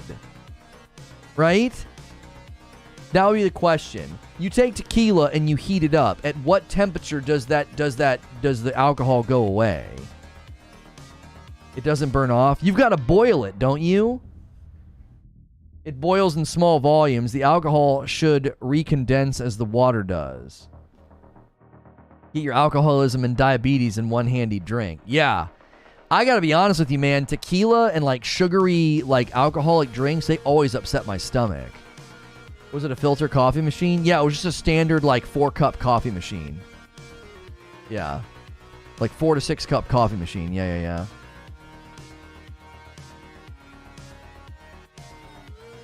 I'm not gonna do it. I don't like tequila. I'm not a meme anymore. Listen, guys, I tell you what we can do. We're going to keep going for about 10 more minutes. This is a great time to do Operation Gray Name or Operation Green Name, whatever you want to call it. The people that are still here and aren't members are incredibly loyal. They've been hanging with me for over 5 hours, and they're still here. So if you've been holding out on gifting members, now's the time to do it. We're less likely for people to get it that we're kind of like, we don't want the people that come in and then are rude or kind of whatever to get it. We want the loyalist. We want the very loyal members to get it. So if you want to bring some people with us, we do end every day with a members-only talk show. We're going to be heading over to that in a little while. Now's a great time to start gifting members because it is a little bit slower than it used to be, but it is faster with our new information. We can help people claim them a lot faster. There's a trick to do it. So there we go. Cardoc Ren's going to do it. Let's see how fast this goes. If you can't claim those ones from Cardoc Ren, try clicking on the join button and then click the 3 dots at the top. Go to your gift options, toggle it off, and then save it. And then go back in and turn it back on. Okay? You might have to do that. Or you might have to just go in there to turn it on to begin with. But we are finding that people are having to go in there and toggle it off and then toggle it back on again. And again, you got to toggle it off and save it and then go all the way back in and turn it on. And that should work. So let's see how quickly these gifted members from Cardoc Ren go. Thank you, Cardoc Ren, for gifting these 5. Appreciate that very, very much. So it looks like the alcohol would burn off in a coffee maker. Coffee makers heat the water to 195 to 205.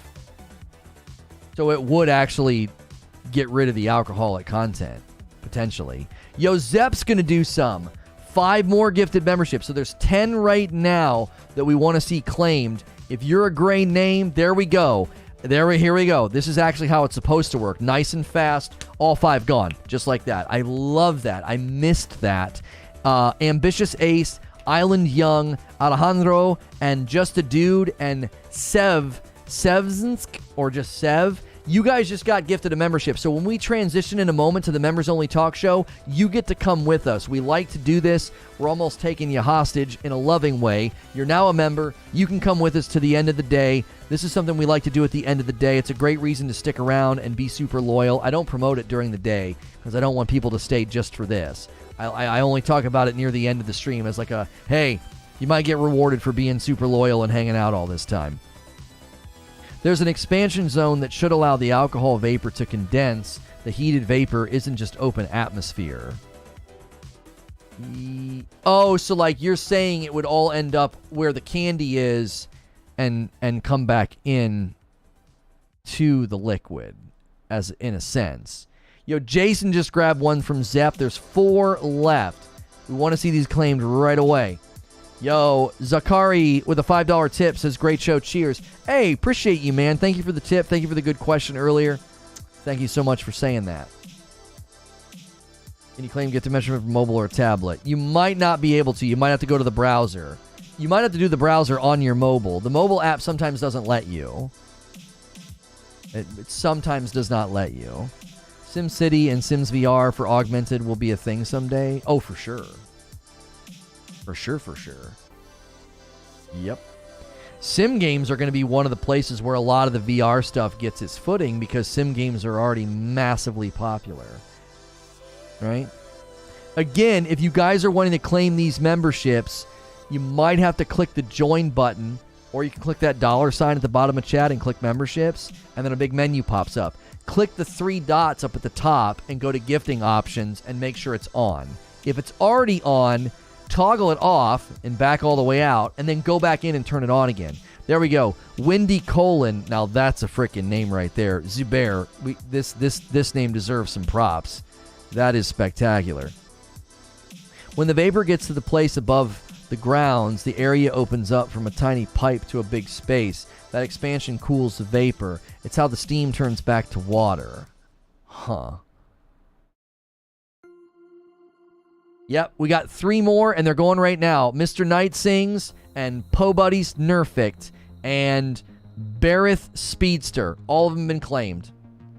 All gifted memberships have been claimed. See, I love that they're getting claimed faster now. That solution seems to be helping. So if you just got gifted a membership, you can come hang out with us in the members-only content. If you didn't get one, consider becoming a member on your own. It's $5 a month. You get into all the extra content, all those extra shows. Every day of the week, we do an extra show for members. It's a talk show. It's kind of like the after show. There's also the Friday night streams with my wife. There's also community game night once a month. You get access to all that, okay? A really good thing to do if you're one of the 10 people that just got a gifted membership is to get into our Discord. The Discord is a server you can hang out with and talk to the community when I'm not live, and also it ensures that you get notified when I do members-only content. Members-only content on this platform, they don't do the greatest job of alerting you about it, okay? Because it's not publicly viewed, heavily monetized content. So sometimes it's worth it to say, hey, I'm going to hang out in the Discord or follow on Twitter so that I do not miss the members-only content. Waiting for my coffee order to process. Tried drinking other coffee, but it just isn't as good. B41 is 0. You should have got an email. I think I printed yours. Did you get an email? I printed your label last night, I believe, because you're on the subscription. I believe you got printed yesterday. You should have got an email about that. I gotta go back and grab a members only Tuesday stream. Thanks very much. I was watching so long, your background and printed lines on my TV. Thanks, Zep. Oh no. Oh no, don't watch that long. That's not good. That's not good at all. All right, if anybody's going to become a member or gift members, I will give you like, I'll give you 5 more minutes. I'll give you 5 more minutes, and then we're going to bail. And then we're going to bail. We're going to rumble here. I'm usually lucky with the gifted membership stuff. Try and toggle it off and back on again. That seems to be working for people.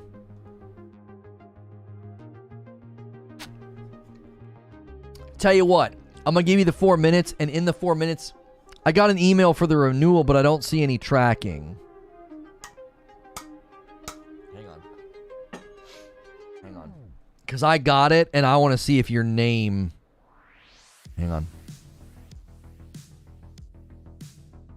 Yeah, it came through on Sunday. Hang on, let me check on this. I'm worried that it didn't hit. I don't think it hit stamps. I don't think it hit stamps. Let me check. I feel like I printed this label, but now I'm worried that I didn't. Because you should have got the email with the tracking. As soon as I print the label, I believe it emails you with tracking. At least traditionally.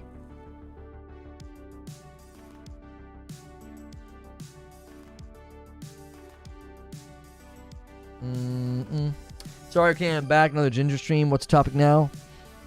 Wait.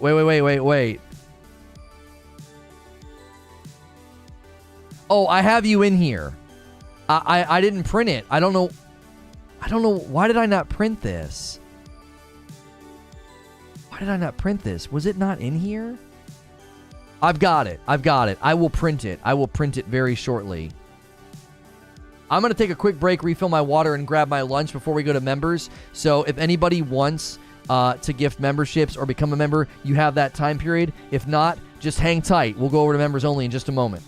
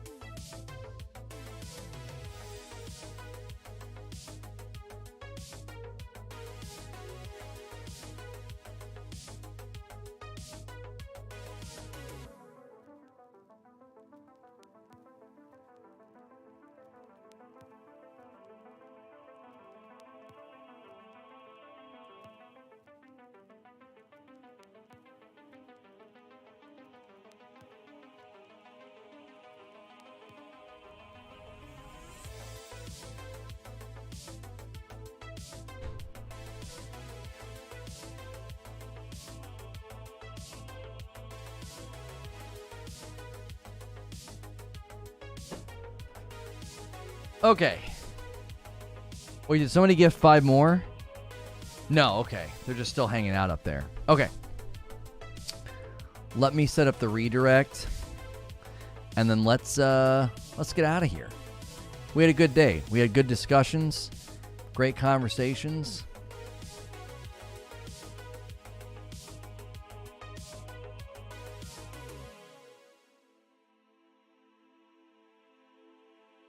Post that.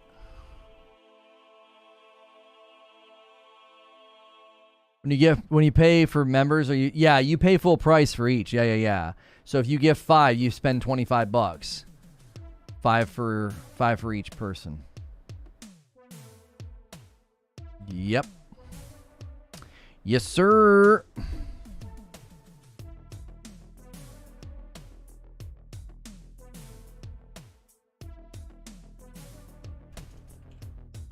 Oh, I didn't hit the Discord with our second stream.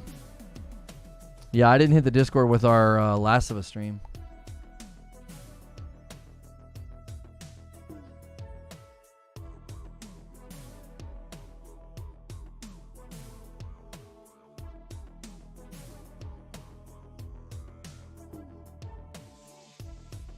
All right, I'll put a link in chat just in case redirect doesn't work.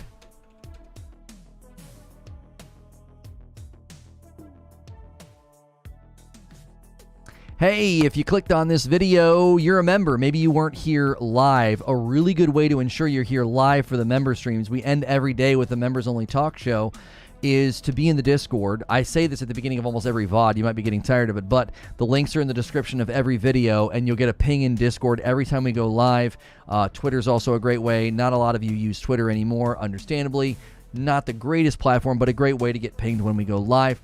So be sure and do that. We do a members-only community post when I go live over here. So I'm going to end the previous stream if you missed today's VODs. One was about The Last of Us being, I'm going to end that one, about it being a remake and not a remaster. It actually stayed pretty calm. We got rid of some of the people, that were nasty, so I think it was a better discussion. We also talked about Hogwarts Legacy, and that was a great discussion as well. I sort of took issue with the Hogwarts Legacy approach to